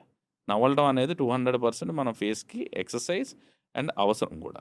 జంతువులు అన్నారు కాబట్టి జంతువులకి టీత్ రిలేటెడ్ ప్రాబ్లమ్స్ ఏం రావా? అంటే దానికి డిపెండ్స్ అపాన్ దేర్ ఫుడ్ మనకి టీత్ రిలేటెడ్ ప్రాబ్లమ్స్ ఉంటాయండి. ఇప్పుడు మన క్యావిటీస్ అవన్నీ కూడా మనకి ఏంటంటే ఆహారం, నేను ఇందాక ముందు చెప్పినట్టు ఏంటంటే ఆహారం ఇరుక్కోవడం వల్లే మనకి షుగర్స్ కావచ్చు, ఆహారం కావచ్చు, ఇరుక్కోవడం వల్లే మనకి ఎక్కువ వస్తూ ఉంటాయి. జంతువులు ఏంటంటే షుగర్స్ కానీ ఇటువంటివన్నీ తినే అవకాశం అవన్నీ కూడా వాటికి ఉండదన్నమాట. అవి ఐదర్ చేసో వేటాడి తింటూ ఉంటాయి, లేకపోతే ఎక్కువ నెమరేసుకొని తింటూ ఉంటాయి. వెజిటేరియన్స్ అనుకోండి, వెజిటేరియన్స్ ఒకలా తింటాయి. పాములు లాంటివి ఉన్నాయనుకోండి మింగేస్తూ ఉంటాయి. వాళ్ళ డైజెస్టివ్ సిస్టమ్ వేరేగా వర్క్ చేస్తూ ఉంటుంది. అలా ఒక్కొక్క సెగ్మెంట్ ఆఫ్ జంతువు ఏంటంటే ఒక్కొక్కలా తింటూ ఉంటుంది. అలా మిగతా పెద్ద జంతువులు అవన్నీ కూడా తిన్న తర్వాత కూడా ఈ నీళ్లు కూడా చాలా బాగా తాగుతాయి. ఆ నీళ్లు తాగుతున్నప్పుడే టంగ్తోనే వాళ్ళు మ్యాక్సిమం క్లీన్ చేసుకుంటూ ఉంటాయి. లేకపోతే ముసళ్ళు లాంటివి అలాంటివి కొంచెం ఏదన్నా తింటున్నప్పుడు ఏమన్నా చేస్తూ ఉంటాయి ఏంటంటే ముసళ్ళు అవన్నీ కూడా పక్షుల్ని అలౌ చేస్తాయి.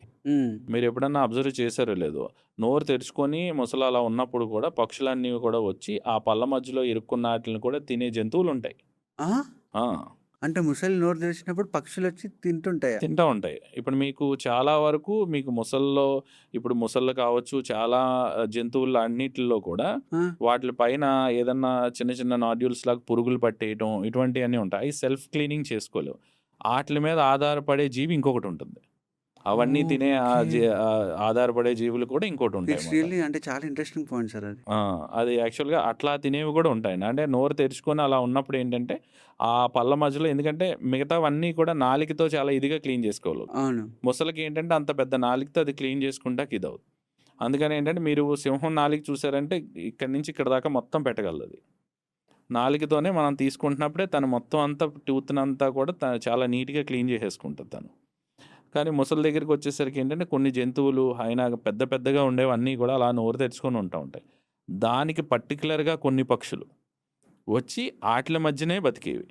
అంటే ముసలి ఫీడ్ తింటే ముసలి ఫీడ్ చేసుకున్న తర్వాత ఆ పర్టిక్యులర్ తిన్న ఆహారాన్ని కూడా తినే జంతువులు కూడా ఉంటాయండి. అండ్ ఆటిల పైనుండే చిన్న చిన్న పురుగులు అవన్నీ కూడా పట్టేసుంటే ఆటిల మీద కూడా వచ్చి తినే కొన్ని పిట్టలు, కొన్ని పురుగులు అటువంటియన్నీ కూడా ఉంటా ఉంటాయి. పురుగులు ఇన్ ద సెన్స్ బర్డ్స్ లాంటివి. రకరకాల బర్డ్స్. అండ్ షుగర్ అన్నారు కాబట్టి చాలామంది తినగానే ఐస్ క్రీమ్ తింటూ ఉంటారు. లేదంటే స్వీట్ తింటూ ఉంటారు గదా! సో, దానివల్ల టీత్ పైన ఎలాంటి ఇంపాక్ట్ ఉంటుంది? అంటే మనకి క్రేవింగ్స్ అది కంప్లీట్‌గా ఏంటంటే క్రేవింగ్ మెంటాలిటీ అండి. అంటే అయిన తర్వాత మనం ఇది తింటే నాకు బావుంటది అనుకునే క్రేవింగ్ మెంటాలిటీ తప్ప, ఆ క్రేవింగ్ మెంటాలిటీని మనం ఎంత కంట్రోల్ చేసుకోగలిగితే మన మైండ్‌కి అంత మంచిది. ఒకవేళ కాదు, కూడదు మనం తీసుకుందాం అనుకునేటప్పుడు ఏంటంటే ఐస్ క్రీమ్స్‌ని మనం ఫ్రూట్స్ విత్ ఫ్రూట్ సలాడ్‌తో మనం దాన్ని మిక్స్ చేసుకొని తీసుకునేలాగా హెల్తీగా. ఓకే.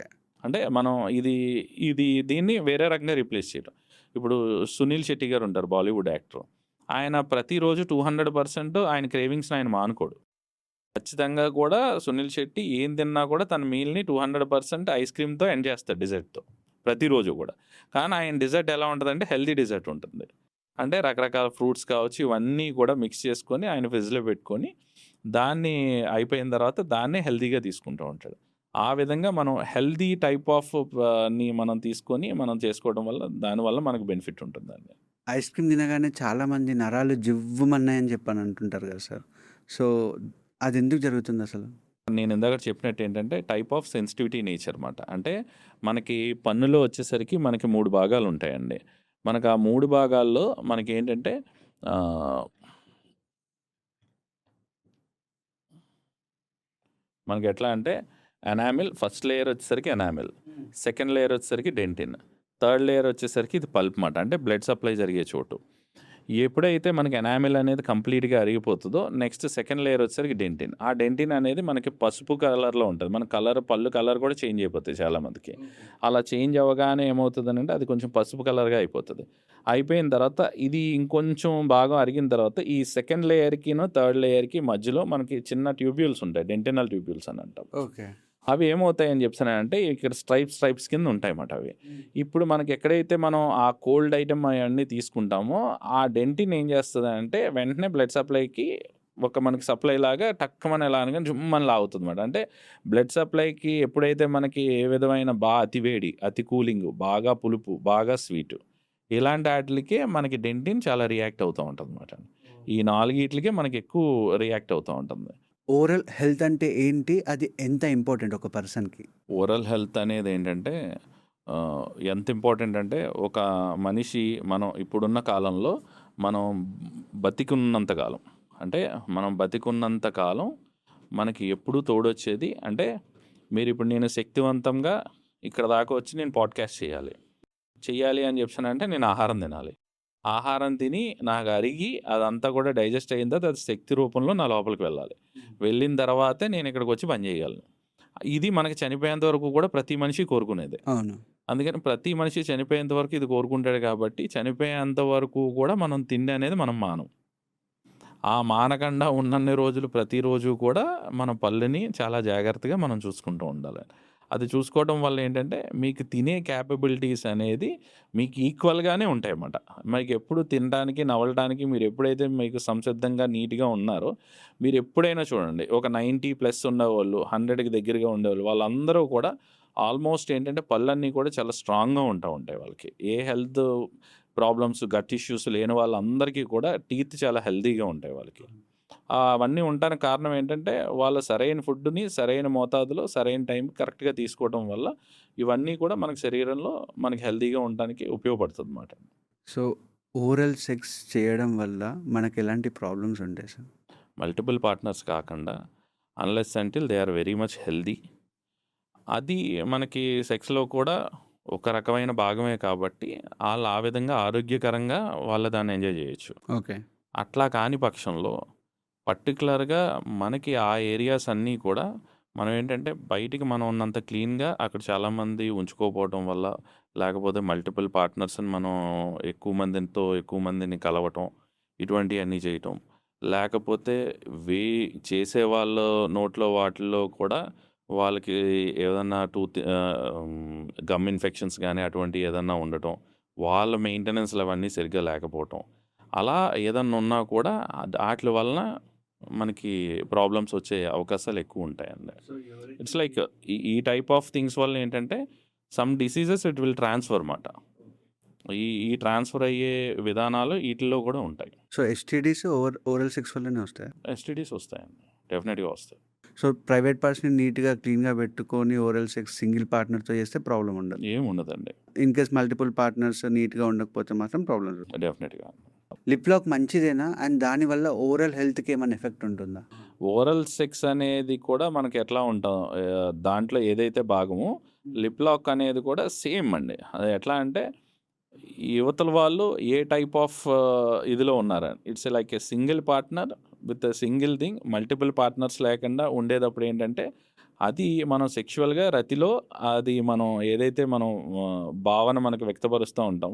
ఆ పరిచయ విధానంలో అది మనం ఎక్స్‌ప్రెస్ చేసుకునే అదొక విధానం మాట. అంటే సెక్స్‌లో అదొక విధానం.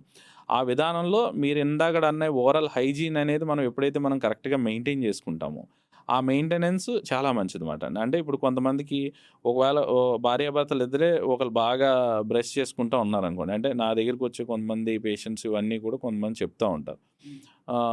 కొంతమంది పర్టిక్యులర్‌గా ఉండేవాళ్ళేంటంటే వాళ్ళ హస్బెండ్ వచ్చి ముద్దులు పెట్టినప్పుడు ఎక్కువ ఇచ్చేసినప్పుడు ఆమెకి ఎక్కువ అల్సర్స్ వస్తా ఉంటాయి. ఓహ్! అంటే అల్సర్‌లు కూడా ఎక్కువ వచ్చే అవకాశాలు నాకెక్కువ వస్తా ఉంటాయండి. ఇట్లా ఉంటాయండి అని చెప్పేసని అంటాం. కొంతమంది ఏంటంటే ఏంటి పర్టిక్యులర్‌గా మా హస్బెండ్ నాకిలా ముద్దు పెట్టినప్పుడు మాత్రమే వస్తా ఉంటాయండి అని చెప్పేసని అంటారు. దానికి రీజన్ ఏంటంటే ఆళ్ళ హస్బెండ్ ఓరల్ హెల్త్ అనేది కరెక్ట్‌గా లేకపోవటం వల్ల. అంటే ఆయనకి ఒకవేళ ఓరల్ అల్సర్స్ ఉండుండొచ్చు. లేకపోతే ఆయన ఓరల్ హైజీన్ సరిగ్గా మెయింటైన్ చేయకపోవటం వల్ల ఆయన సెలైవా కావచ్చు, కాలిక్యులస్ కావచ్చు ఇవన్నీ కూడా ఈవిడకి కూడా టచ్ అయిన తర్వాత ఈవిడకి కూడా అలా ఓరల్ అల్సర్స్ అనేవి వచ్చే ఛాన్సెస్ ఉంటాయన్నమాట. అల్సర్స్ ఎందుకొస్తాయి సార్?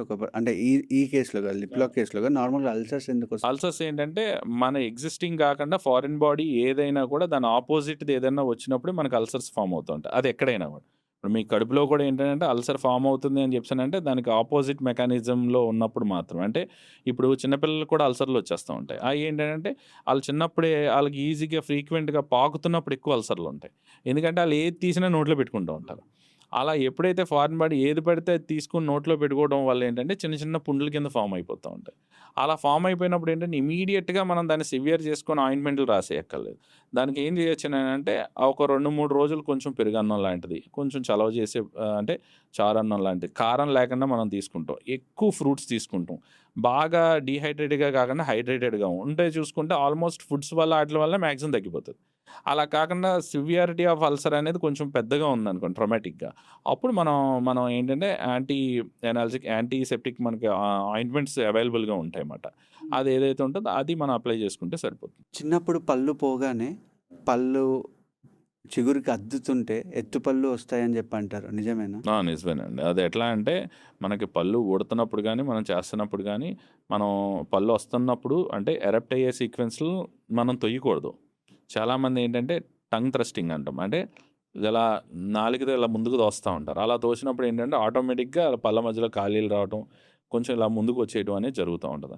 అలా మనం ఫస్ట్‌లోనే మనం ఆల్మోస్ట్ మనం గమనించుకోగలిగితే, మనం ముందే దానికి తగిన ట్రీట్మెంట్ చేసుకొని, మనం ఆల్మోస్ట్ దాన్ని సరి చేసేసుకోవచ్చు స్టార్టింగ్‌లోనే.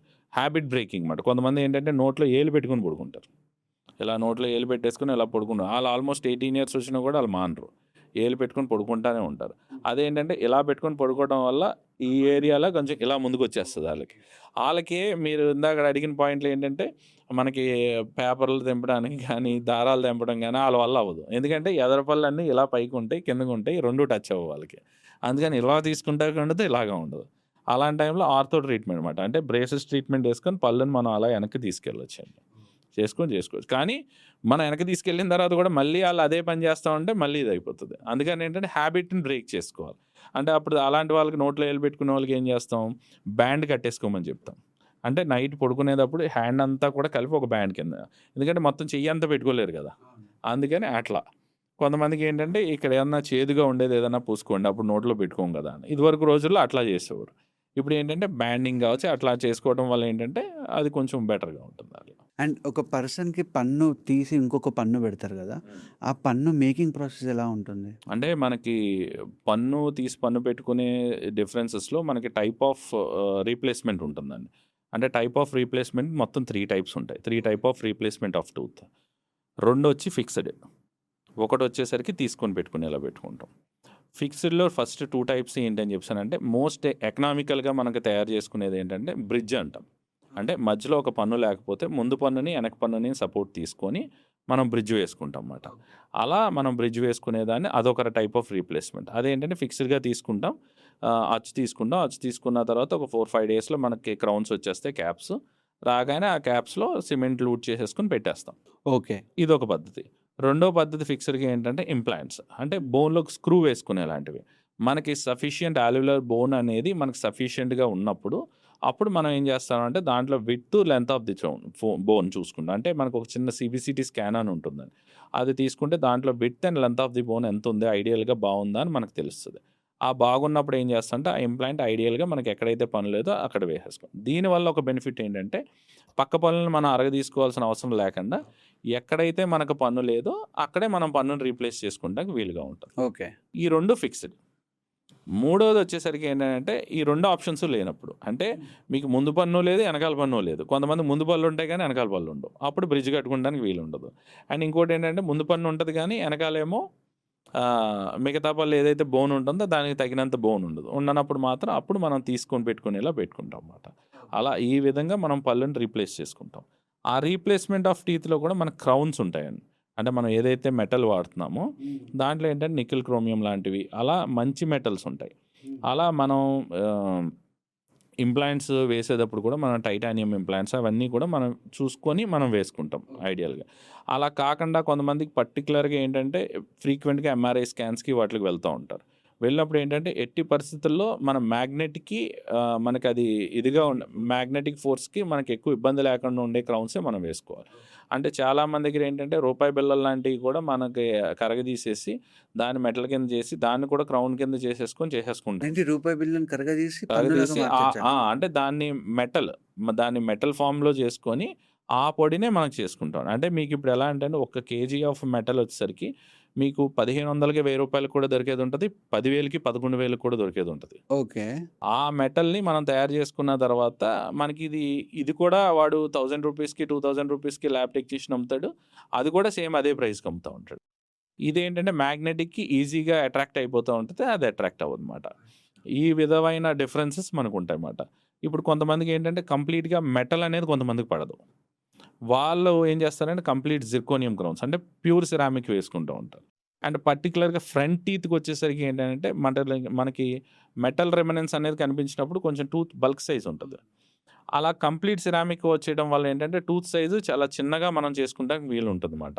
అప్పుడేంటంటే ఈస్థెటిక్ పర్పస్ అంటే అందం పర్పస్‌లో మనం ఎదర పళ్ళుకి చేసుకున్నప్పుడు జిర్కోనియం క్రౌన్స్ ఏసుకుంటాం అనేది ఐడియల్ మాట. అంటే ఈ గోల్డ్ అండ్ సిల్వర్ పన్నులుంటాయి కదా సార్? అంటే మీకు అయన్నీ కూడా బ్యూటీ అండి. అంటే బ్యూటీ కాన్షియస్‌గా అండ్ మోరోవర్ ఏంటంటే వాళ్ళ కోరిక ప్రకారం నాకిక్కడ నేను బంగారు పన్ను పెట్టించుకుందాం అనుకుంటున్నాను. ఇలా అనుకునే వాళ్ళు ఏంటంటే అప్పుడు దానికి తగ్గట్టు మనం gold teeth it's like a jewellery thing మాట. ఓకే. అది రియల్ గోల్డా సార్? రియల్ గోల్డ్ ఉంటుందండి. రియల్ గోల్డ్ ఎలా అని చెప్పేసానని మేము ఎలా తయారు చేస్తామంటే ఐదర్ గోల్డ్ మేమన్నా ఇస్తాం. లేకపోతే మీ దగ్గర ఏదన్నా గోల్డ్ ఉన్నా కూడా అది మేము తీసుకుంటాం. అంటే ఒక కాయిన్ రూపంలో ఆటిలో తీసుకున్న తర్వాత అది వెయిట్ చెక్ చేస్తాం. వెయిట్ చెక్ చేసిన తర్వాత మనం పన్ను తయారు చేసిన తర్వాత అది దానికి సరిపోతే ఓకే. సరిపోకుండా ఇంకొంచెం మిగిలిందనుకోండి దాన్ని కూడా మళ్ళీ మనం కట్ చేసి ఇచ్చేస్తాం. ఇచ్చేసి అండ్ పెట్టేటప్పుడు కూడా మళ్ళీ దాని వెయిట్ కూడా చూస్తాం అన్నమాట. వెయిట్ చూసి ఆ వెయిట్‌తో మీరు ఇచ్చిన వెయిట్ కూడా మనం కరెక్ట్‌గా క్యాలిక్యులేట్ చేసుకొని ఓన్లీ మేకింగ్ చార్జెస్ వేసుకొని మీకు పెట్టేస్తాం. అది మొత్తం గోల్డేనా సార్? ప్యూర్ గోల్డ్ ఉంటుంది. అంటే సిరామిక్ ఏం మిక్స్ అవ్వదు? ఇంకేం ఉండదండి. Pure gold. ప్యూర్ గోల్డ్ ఉంటుంది. ఎంత కాస్ట్ ఉంటుంది సార్ ఒక ప్యూర్ అంటే గోల్డ్? అది డిపెండ్స్ అపాన్ ద వెయిట్ మాట. అంటే పన్ను వెయిట్. పన్ను వెయిట్‌ని బట్టి. Okay. Depends upon the weight మనం అది క్యాలిక్యులేట్ చేసుకొని దాన్ని తగ్గట్టు క్లినీషియన్ ప్రైజెస్ కావచ్చు అవన్నీ కూడా ఉంటాయి అన్నమాట. సార్ ఓరల్ హెల్త్ లేకపోవడం వల్ల కూడా ఓరల్ క్యాన్సర్ వచ్చే ఛాన్స్ ఉంటుందా? ఓరల్ హెల్త్ లేకపోవడం వల్ల ఓరల్ క్యాన్సర్ వస్తుంది. అంతే, ఇట్స్ ఏ రిలేటెడ్ మాట. మనం ఓరల్ క్యాన్సర్ రావడానికి ఏంటంటే ఓరల్ హెల్త్లో మనకి హ్యాబిట్స్ ఎక్కువ, మనకి ఓరల్ క్యాన్సర్ రావడానికి ఎక్కువ దోహదపడుతూ ఉంటాయి. ఇట్స్ లైక్ కైని, గుట్కా ఇలాంటివన్నీ తినటం వల్ల, ఈ టైప్ ఆఫ్ థింగ్స్ ఇట్లా అన్నీ చేసుకోవడం, సిగరెట్ స్మోకింగ్ వల్ల, ఈ అన్నిటి వల్లనే మనకి ఓరల్ క్యాన్సర్స్ వచ్చే అవకాశాలు ఎక్కువ ఉంటాయి. అంటే స్మోకింగ్ అండ్ ఆల్కహాల్ వల్ల టీత్ పైన ఎలాంటి ఇంపాక్ట్ ఉంటుంది? అంటే మీకు స్మోకింగ్ వల్లనే మీకు ఎక్కువ ఇంపాక్ట్ ఉంటుందండి. అది ఎట్లా అంటే ఇప్పుడు స్మోకింగ్లో ఉండే నికోటిన్, ఇప్పుడు మీకు పెరిడాంటైటిస్, మీరు అంటే మీకు చిగుర్ల ప్రాబ్లము, బోన్ ప్రాబ్లం ఉన్న పేషెంట్ అనుకో, మీరు ఎక్కువ ఫ్రీక్వెంట్ సిగరెట్ తాగేస్తున్నారు అనుకో, దాంట్లో ఉండే నికోటిన్ ఏం చేస్తూ ఉంటుంది అంటే మీకు లోపల ఉన్న పన్నుని ఇంకా గట్టిగా చేసేస్తుంది, బిగిసిపోయేలాగా. మీకు పళ్ళు ఓగవు. ఓకే. మీకు సిగరెట్ అలవాటు లేకపోతే వాళ్ళకి పనులు ఆటోమేటిక్గా ఊగిపోతాయి. ఈ నికోటిన్ ఏం చేస్తుంది అంటే లోపల ఉన్న దాన్ని స్ట్రెంగ్తన్ చేసేస్తూ ఉండి, అంటే గట్టిగా బిగిసిపోయేలా చేసేస్తూ ఉండి, అలా చేసేయటం వల్ల ఏంటంటే అతనికి ఉన్న జబ్బు కూడా తను ఐడెంటిఫై చేసుకోలేకుండా మొత్తం బోన్ పోయేంత వరకు కూడా అతనికి తెలియదు. ఈ విధంగా నికోటిన్ అలా చేస్తుంది. సేమ్ నికోటిన్ ఏం చేస్తుంది అంటే మిగతా వాళ్ళకి, ఇప్పుడు మీకు అదే పెరిడాంటైటిస్ ప్రాబ్లం ఉంటే నేను దాన్ని పెరిడాంటల్ ఫ్లాప్ సర్జరీ నేను ట్రీట్మెంట్ చేశాను అనుకోండి, మీకు బోన్ పెరిగి మీకు ఇంప్రూవ్మెంట్ ఉంటుంది. కానీ ఈ స్మోకర్ పేషెంట్స్లో ఏంటంటే ఏ ఇంప్రూవ్మెంట్ ఉండదు. అదేంటంటే ఇంప్రూవ్ అవ్వనివ్వదు. అందుకని ఏంటంటే ఎప్పుడు కూడా సిగరెట్ అనేది చాలా harmful to related to gum diseases కానీ. ఇప్పుడు ఒక పర్సన్ ఎంగిల్ ఇంకొక పర్సన్ తిన్నప్పుడు నోట్లో కురుపులు వస్తాయా? అది ఎట్లా ఉంటుంది అంటే సేమ్ ఇందాక మీరు అడిగిన లిప్ లాక్ కావచ్చు, ఓరల్ సెక్స్ కావచ్చు, సేమ్ వాటిలో భాగంగానే ఇది కూడా. అంటే అవతల వాళ్ళ హైజీన్, అంటే ఎంగిలి తింటున్నప్పుడు ఏం చెప్తానంటే వాళ్ళ నోట్లోంచింది తీసుకొని తినటం వేరు, హ్యాండ్తో మనం తినటం వేరు. అంటే ఇప్పుడు మీకు ఎంగిల్ ఇన్ ద సెన్స్ మనకి ఎలా అంటే ఇప్పుడు వాళ్ళు ఒక బయట ఇది కొరికారు అనుకోండి, ఆ కొరికే విధానం వాళ్ళు సెలైవా అంటుకుంటా మొత్తం కొంచెం దాన్ని చీకి అట్లా చేసి ఇస్తున్నారా, లేకపోతే అలా ఇప్పుడు ఒక్కొక్కరు లాలీపాప్ తింటారు, లాలీపాప్ అవతలోళ్ళు తిన్నదే మళ్ళీ తీసుకొని వచ్చి అవతలోడు మళ్ళీ తీసుకొని అదే లాలీపాప్ తిన్నాడు అనుకోండి, డెఫినెట్గా వాడికి ఉండేది వీడికి ఇదైపోయి వస్తుంది అన్నమాట. ఇంతకుముందు తినేటప్పుడు చేతితో తినాలి అని చెప్పన్నారు కదా, చేతితో తింటే మంచిదా స్పూన్తో తింటే మంచిదా? మనకి చేత్తో తింటమే మంచిదండి. అంటే మన బాడీ అంతా కూడా మనకి 5 ఎలిమెంట్స్తో మనకు తయారై ఉంటుంది, అంటే పంచభూతాలతోనే మనకు తయారై ఉంటుంది.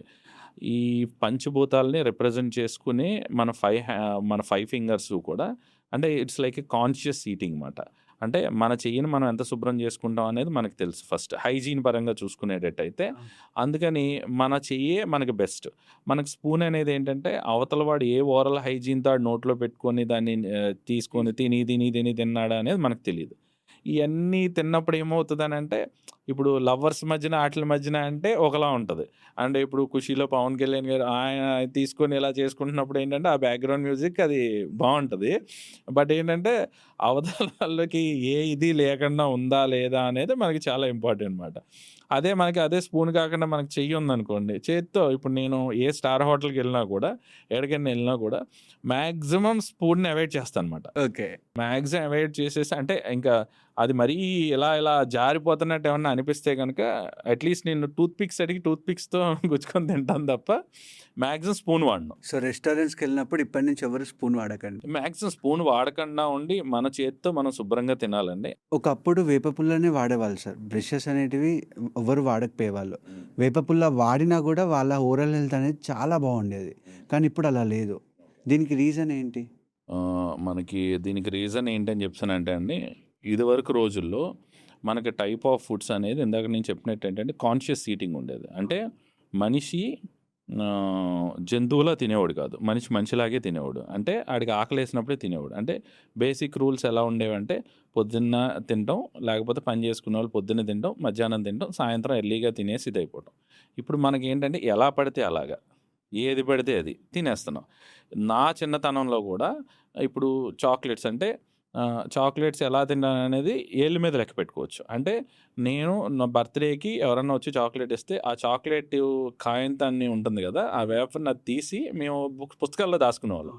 దాసుకొని దాన్ని నీట్‌గా సాఫ్ట్‌గా అయిపోయేలా చూసుకున్నాం. అంటే ఈ ఇయర్‌లో లేతే ఈ మంత్‌లో ఒరేయ్! నేను ఇన్ని చాక్లెట్‌లు తిన్నానురా అని చెప్పేసని లెక్క పెట్టుకుంటానికి వీలుగా ఉండేలాగా అంటే ఏళ్ళతో లెక్క పెట్టుకునేలా తినేవాళ్ళం. అలా మనకేంటంటే ఇంట్లోనే ఎక్కువ ఆహారం ఉండేదండి. అంటే హెల్తీ ఫుడ్ అనేది ఎక్కువ భోంచేసేవాళ్ళం. లేకపోతే ఇంట్లో ఏదన్నా స్నాక్స్ ఉంటే స్నాక్స్ తినేవాళ్ళం తప్ప, ఇష్టం వచ్చినట్టు ఏది పడితే అది.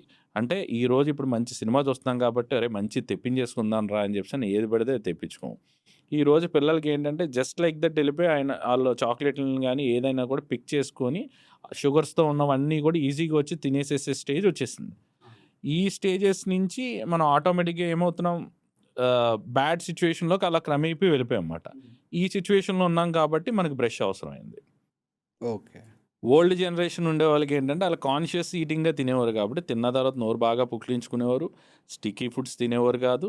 అంటే హెల్తీగా ఉండే ఏదైతే ఈజీగా డైజెస్ట్ అయిపోయే ఫుడ్స్ ఎక్కువ తీసుకునేవారు. అవన్నీ తీసుకోవడం వల్ల ఏంటంటే ఆల్మోస్ట్ షుగర్స్ అన్నీ ఇవన్నీ తక్కువ ఉండటం వల్ల ఏంటంటే ఆళ్ళ పళ్ళు క్యావిటీస్ వచ్చే అవకాశాలు చాలా తక్కువ. తిన్న తర్వాత నోరుగా బాగా పుక్కిలించుకుంటారు కాబట్టి చిగురు సమస్యలు కూడా వచ్చే అవకాశం చాలా తక్కువ. అండ్ మోరోవర్ ఏంటంటే వేప పుల్ల అనేది ఏంటంటే వేప పుల్లతో తోముకోకూడదండి. వేప పుల్లని నమలాలి. ఓకే. యాక్చువల్‌గా ఏంటంటే వేపని నములుతా ఉండాలి దాన్ని. అలా కంటిన్యూయస్‌గా మీరెప్పుడైనా వేప పుల్ల పెట్టుకున్నోళ్ళు, ఇదివరకు పనులు చేసుకున్నోళ్ళు కూడా పొద్దున్నే లేసిపోయి ఓ పుల్ల నోట్లో పెట్టుకొని నములుతా ఉంటాడు తప్ప చేత్తో చేసుకోడు. అన్ని పనులు చేసుకుంటా నములుతా ఉంటారాళ్ళు. అలా నమిలిన తర్వాత లాస్ట్‌లో కొంచెం పీచు కింద అయిపోతదది. అయిపోయిన తర్వాత దాన్ని కొంచెం అటు ఇటు పళ్ళు మీద అటు ఇటు తిప్పేసి గట్టిగా నోరు పుక్కిలించేసి ఊసేస్తారు. అండ్ ఈ బొగ్గుతో కడుక్కుంటుంటారుగా కొంతమంది. అది ఏంటంటే పాత రోజుల్లో అండి. పాత రోజుల్లో మనకు వచ్చే బొగ్గు కావచ్చు, అంటే మనకి ఈ టైప్ ఆఫ్ పేస్ట్‌లు ఇవన్నీ కూడా ఎక్కువ యాక్సెసిబిలిటీ లేనప్పుడు అంటే కొన్ని వాటిలకి ఏంటంటే బొగ్గుతో కడుక్కోవడానికి మెయిన్ రీజన్ ఏంటంటే ఏదోటి అప్లై చేయకపోతే ఆ డెబ్రిస్ రాదు. ఓన్లీ వాటర్‌తో కాకుండా. ఇప్పుడు మీకు డిటర్జెంట్ అనేది ఏదన్నా అప్లై చేస్తే మనకు దాని మీద ఉండే ఫోమ్ కావచ్చు, ఏదన్నా వెజల్స్ కావచ్చు అవన్నీ కూడా ఈజీగా మనకు క్లీన్ అవుతాయి. సేమ్ అలాంటి డిటర్జెంట్ లాగా మన కోల్‌ని మనం యూజ్ చేసుకునేవాళ్ళమాట. అలా కోల్‌ని డిటర్జెంట్ కింద మనం ఇట్లా పెట్టుకొని గట్టిగా దాన్ని రఫ్ చేసుకోవడం వల్ల ఏం చేశానంటే, ఆ ఉన్న లోపలంతా కూడా ఆ రఫ్‌నెస్‌కి పోయేలా. ఇప్పుడు మీరు కారు వాటర్ వాష్ చేయించారనుకోండి, డైరెక్ట్‌గా ఓన్లీ వాటర్ కొట్టి మీరు వాష్ చేసుకునేది ఒకలా ఉంటది. దాని మీద డిటర్జెంట్ వాడి దాన్ని మనం గట్టిగా స్మూత్ చేసుకున్న తర్వాత దాని షైనింగ్ వేరేలా ఉంటది. ఆ విధంగా కోల్‌ని ఏంటంటే డిటర్జెంట్ కింద దాన్ని యూజ్ చేసుకున్నారు తప్ప, ఈ నౌ ఎ డేస్ అదేంటంటే నాట్ ఎట్ ఆల్ రికమెండబుల్ మాట. అప్పుడు ఉన్న ఓరల్ హైజీన్ అండ్ ఆళ్ళ ఉన్న సిట్యుయేషన్ బట్టి, ఎకనామికల్ స్టేటస్‌ని బట్టి అవి అట్లా ఉండేవండి. సో, మార్కెట్‌లో చాలా వెరైటీస్ ఆఫ్ బ్రషెస్ ఉన్నాయి సార్. అవును. నేను కొన్ని వెరైటీస్ తెప్పించాను. హ్మ్. సో, ఇన్ని టైప్స్ ఆఫ్ బ్రషెస్ సార్. అంటే దీంట్లో నా దగ్గరున్నయి చాలా తక్కువ ఇంకా. ఇంకా మనం స్విగ్గీలో రకరకాల బ్రషెస్ ఉన్నాయి. యాహ్! సో, మనం ఏ బ్రష్ వాడాలి? ఎలా వాడాలి? ఎలా బ్రష్ చేసుకోవాలి? అంటే మీకు బ్రషెస్‌లో మీకు కూడా ఎలా అని చెప్పేసనంటేనండి ఆహ్, ఇప్పుడు మీరు ఈ ఓరల్ బీ చూసుకునేటట్టయితే Oral B exceed, Oral B pro health ఇలా అని ఉంటాయి. అంటే దీనికి క్రాస్ బ్రషింగ్ టెక్నిక్ అంటే ఇది క్రాస్‌గా మనకు బ్రష్ చేసుకుంటానికి ఎక్కువ ఉపయోగపడతాయి. ఇప్పుడు మీరు ఎలా అంటే కొంతమంది అజయ్ బ్రాండ్స్‌లో అలా కొన్ని బ్రాండ్స్‌లో పర్టిక్యులర్‌గా ఈవెన్ అన్ని బ్రాండ్స్‌లో కూడా కోల్గేట్‌లో కావచ్చు యూజ్ అండ్ త్రో బ్రషెస్ అంటే రూ. 20, రూ. 15 ఇలాంటివి ఉంటాయి. అవి రెగ్యులర్‌గా యూజ్ చేసుకోకూడదు. అంటే పళ్ళు తెల్లగా ఉండాలని ప్రతి నెల కొత్త బ్రష్‌లు మార్చకూడదు. అలాగని చెప్పేసని 3 నెలల పైన వాడకూడదు. ఎగ్జాక్ట్ 2.5-3 మంత్స్ మధ్యలో మనకి ఈ బ్రషెస్ అనేవి మనం ఇచ్చేసుకోవాలి. సో, ప్రతి బ్రష్ 2.5-3 మంత్స్ మధ్యలో రిప్లేస్ చేస్తూ ఉండాలి. ఎవ్రీ 2.5-3 మంత్స్ మధ్యలో మీరు బ్రషెస్ నాటిల్ని మీరు రీప్లేస్ చేసుకోవాలి. ఇప్పుడు మీకు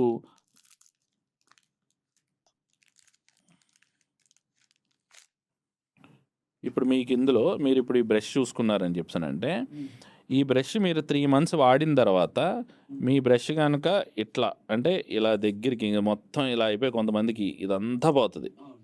ఇదంతా పోయి ఇక్కడ దాకా అయిపోతా ఉంటది. ఇక్కడ దాకా అయిపోతుందంటే మీరు గమ్స్‌ని, టీత్‌ని డ్యామేజ్ చేసేస్తున్నారని అర్థం. మీరు ఎవ్రీ 2.5-3 మంత్స్‌కి అట్‌లీస్ట్ కొంచెం ఇలా అయిందని చెప్పానంటే మీకు హెల్తీగా ఉన్నట్టు అర్థం మాట. ఈ విధంగా ఇప్పుడు మీకు ఇది చూడండి ఎంత స్ట్రాంగ్‌గా ఉన్నాయో. మీరు దీని కాస్ట్ చూసారనుకోండి మీకు రూ. 20 అలా ఉంటదన్నమాట. అంటే రూ. 25కి ఇలా ఉండే బ్రషెస్ వస్తాయి. ఇవి కొంతమంది ఏమనుకుంటారనంటే సరే ఒకేసారి రూ. 70 పెట్టి కొనుక్కునే బదులు మనం రూ. 20 బ్రష్లు 12 నెలలకి 12 కొనేసుకుందాం. బ్రహ్మాండంగా అదే బ్రష్‌కి మనం ప్రతి నెల వాడేస్తే నేను తెల్లగా భలే ఉంటాయి కదా! అందుకని ఏంటంటే బ్రష్ అనేది మీకు పళ్ళ మధ్యలో ఉండే ఆహారాన్ని మనకు బయటికి తీసుకురావడానికి ఉపయోగపడే ఒక సాధన, ఒకటి ఇన్‌స్ట్రుమెంట్ అది. ఓకే. ఆ ఇన్‌స్ట్రుమెంట్ ఏంటంటే మీకు హార్డ్‌గా ఉందనుకోండి, మీ పళ్ళుకి చిగురుకుండే మార్జిన్‌లు మీరు అరగదీసేస్తారు. అందువల్ల ఏంటంటే మీకు సెన్సిటివిటీ పెరిగిపోద్ది. దానికి సర్వైకల్ అబ్రెషన్స్ అని అంటాం. అంటే మెకానికల్ డ్యామేజ్ మాట. అంటే మెకానికల్ డ్యామేజ్ ఎక్కువైపోతది. ఇప్పుడు మీరు హార్డ్ బ్రషింగ్ ఫస్ట్ రోజు వాడుకున్న కొంతమందికి హార్డ్ బ్రషింగ్ అలవాటైపోయి నాకు పన్ను బ్రష్ గట్టిగా లేకపోతే నేను చేసుకోలేనని అంటారు. అవి యూజ్ అండ్ త్రో బ్రషెస్. అంటే మీరు ఎప్పుడైనా ఊరెళ్ళారు, ఎప్పుడో మీరు భీమవరం వచ్చారు, ఓ 2 రోజులు ఉంటున్నారు, బ్రష్ పట్టు రాలేదు, లేకపోతే హోటల్‌లోకెళ్ళాం, ఆడు బ్రష్ ఇస్తాడు, అది హార్డ్‌గా ఉంటాయి. వాడేసి అవి పడేయటమే. యూజ్ అండ్ త్రో కింద వాడుకోవాలి తప్ప రెగ్యులర్ బేసిస్‌కి ఎప్పుడూ కూడా సాఫ్ట్ బ్రషెస్ తీసుకోవాలి. అదే మీకు చిగురు ప్రాబ్లమ్ లాంటివి ఉన్నాయనుకోండి, చార్కోల్ బ్రషెస్ ఉంటాయి. అంటే మీకు ఎలా అంటే అంటే స్టిక్ మారుతది తప్ప పైనుండి బ్రిస్టిల్స్ మనకేంటంటే చార్కోల్ బ్రిస్టిల్స్ ఉంటాయి. అంటే బ్లాక్ కలర్‌లో ఉంటాయన్నమాట. మనకెప్పుడు కూడా ఇలా ప్లెయిన్‌గా ఉన్నం కాకుండా మనకి క్రాస్ సెక్షన్‌లో ఉండేవి ఎప్పుడు కూడా మనకి చాలా బాగా ఉపయోగపడతాయి. ఓకే. క్రాస్ క్రాస్ సెక్షన్‌గా ఉండేవి జిగ్‌జాగ్ కావచ్చు, oral B oral B okay. Exceed కావచ్చు. ఇలా మీకు రూ. 70-80 పైనున్నవి ఏంటంటే ఆళ్ళకి మీకు కొంచెం మనకి హెల్తీగా మనకి ఇవ్వడానికి అవకాశం ఉంటుందన్నమాట. Healthy brushes. అండ్ ఎలా బ్రష్ చేసుకోవాలి సార్? పేస్ట్ ఎలా పెట్టుకోవాలి అండ్ బ్రష్ ఎలా చేసుకోవాలి? చేత్తోనేనండి.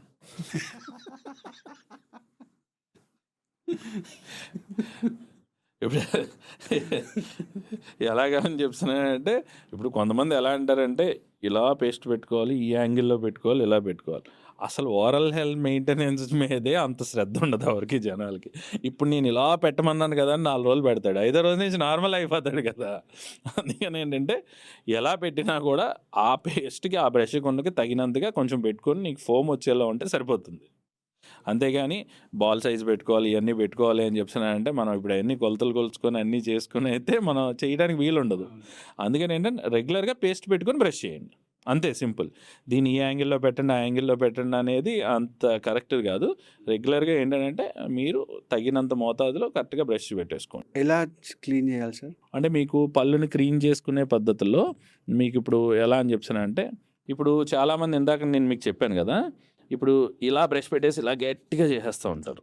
ఇలా ఈ సైడ్ పెట్టుకొని గట్టిగా చేసేస్తూ ఉంటారు. ఇలా చేసేయడం వల్ల ఏమవుద్దంటే ఈ పన్నుకి చిగురుకుండే మార్జిన్ అరిగిపోతూ ఉంటుంది. చిగురుకి దానికి మధ్యలో అరిగిపోయి దానికి గాడి కింద తయారైపోతుంది. అయిపోయిన తర్వాత అక్కడే మనకి ఫుడ్ ఇరుక్కుపోతుంది, సెన్సిటివిటీ వచ్చేస్తుంది. ఇవన్నిటికి కారణాలు ఇమాట. అందుకని ఏంటంటే సింపుల్ టెక్నిక్. దీంట్లో మనకి చాలా టైప్ ఆఫ్ టెక్నిక్స్ ఉన్నాయి కానీ నేను సింపుల్గా అన్నీ కలిపి ఒక సింపుల్ టెక్నిక్ ఎలా అని చెప్తానంటే, ఒక బ్రష్ని మీరు ఇట్లా పెట్టుకుంటే క్రాస్‌గా పెట్టుకోండి. హాఫ్ ప్రెషర్ ఏమో మీకు పన్ను మీద ఉండాలి. అంటే మీకు ఇలా హాఫ్ ప్రెషర్ ఏమో పన్ను మీద ఉండాలి. హాఫ్ ప్రెషర్ ఏమో ఇలా ఉండాలి క్రాస్‌గా. ఇలా మీరు క్రాస్ బ్రషింగ్ టెక్నిక్. ఇలా మీరు క్రాస్‌గా చేసుకోవడం వల్ల ఏంటంటే వీటి మీద ఎక్కువ ప్రెషర్ పడదు. ప్రెషర్ మనం పన్ను మీద పెట్టుకునేటప్పుడు కూడా ఈ విధంగా మనం చేసుకుంటే ఇది కూడా మీరు ఇలా పెట్టుకొని ఇలా గట్టిగా రుద్దేశారనుకోండి మళ్ళీ ఇది పాడైపోద్ది. అందుకని ఏంటంటే అలా కాకుండా చాలా స్మూత్‌గా జెంటల్‌గా ఇలా క్రాస్ బ్రషింగ్ ఎప్పుడైతే మీరు చేసుకుంటూ ఉంటారో మీకు ఈజీగా ఉంటుంది. అండ్ ప్రతిరోజు కూడా ఇది మీకు ఫాలో అవ్వడానికి మీకు చాలా ఈజీగా ఉంటుందన్నమాట. అందుకని చెప్తున్నాను. యాహ్! మీరు వాడే టూత్ పేస్ట్‌లో ఉప్పు ఉందా?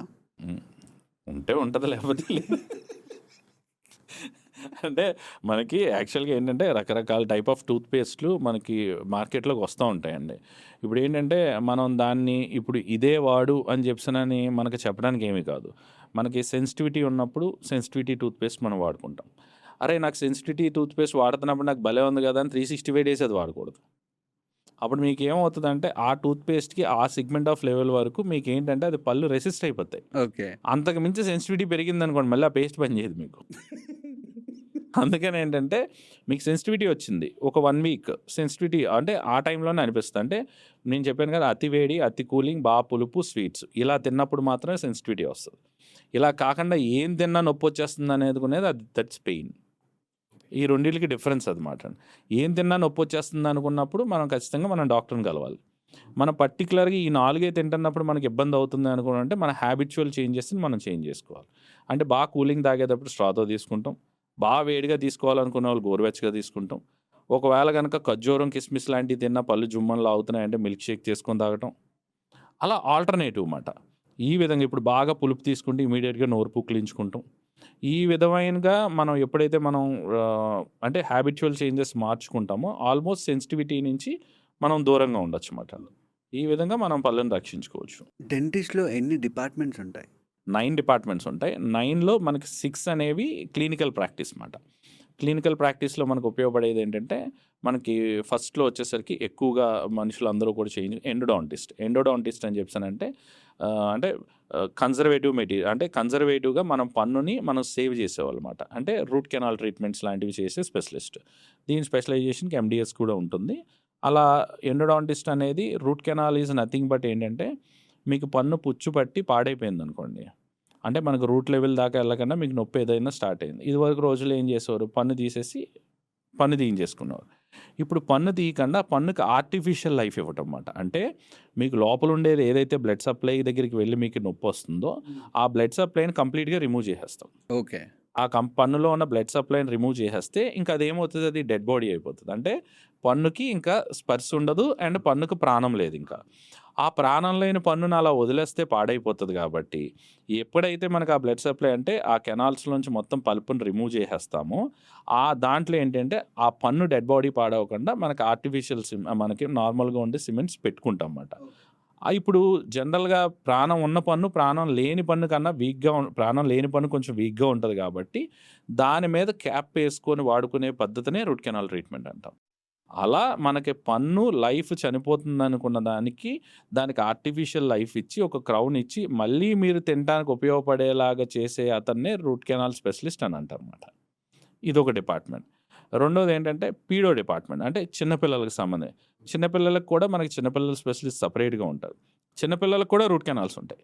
చిన్న పిల్లల రూట్ కెనాల్‌ని ఏమంటామంటే పల్ప్ థెరపీస్ అంటాం. అంటే పల్పోటమీ అండ్ పల్పెక్టమీ అని ఉంటాయి. ఈ 2 వీటిల్లో మనం చిన్న పిల్లల రూట్ కెనాల్స్ ఎలా అంటే, పెద్దవాళ్ళకి ఏంటంటే రిజార్బ్ అవ్వకుండా ఉండే సిమెంట్స్ పెట్టుకుంటాం. అంటే పర్మనెంట్ సిమెంట్స్ పెట్టుకుంటాం. చిన్న పిల్లలకి ఏంటంటే రిజార్బ్ అయిపోయి అంటే పన్ను అది ఆటోమేటిక్‌గా పోయి ఇంకో పన్ను వస్తది కాబట్టి, దానంతటికి అదే రిజార్బ్ అయిపోయే సిమెంట్స్ పెట్టుకుంటాం మాట. అలా చిన్న పిల్లలకి ఏంటంటే రిజార్బ్ అయిపోయే సిమెంట్స్ పెట్టుకొని చేసుకునేదాన్ని పల్ప్ థెరపీస్ అంటాం. అలా పల్ప్ థెరపీస్ కావచ్చు, చిన్నపిల్లలు అప్పుడే పళ్ళు ఎత్తు వంకరగా ఉండేటైతే దాన్నే చిన్న చిన్న అప్లయన్స్‌తో సరిచేయడం కావచ్చు. అండ్ నోట్లో ఏలు పెట్టుకొని ఇయన్నీ హ్యాబిచ్యువల్‌గా ఏమన్నా ప్రాబ్లమ్స్ ఉంటే అది ముందే సరి చేయడం కావచ్చు.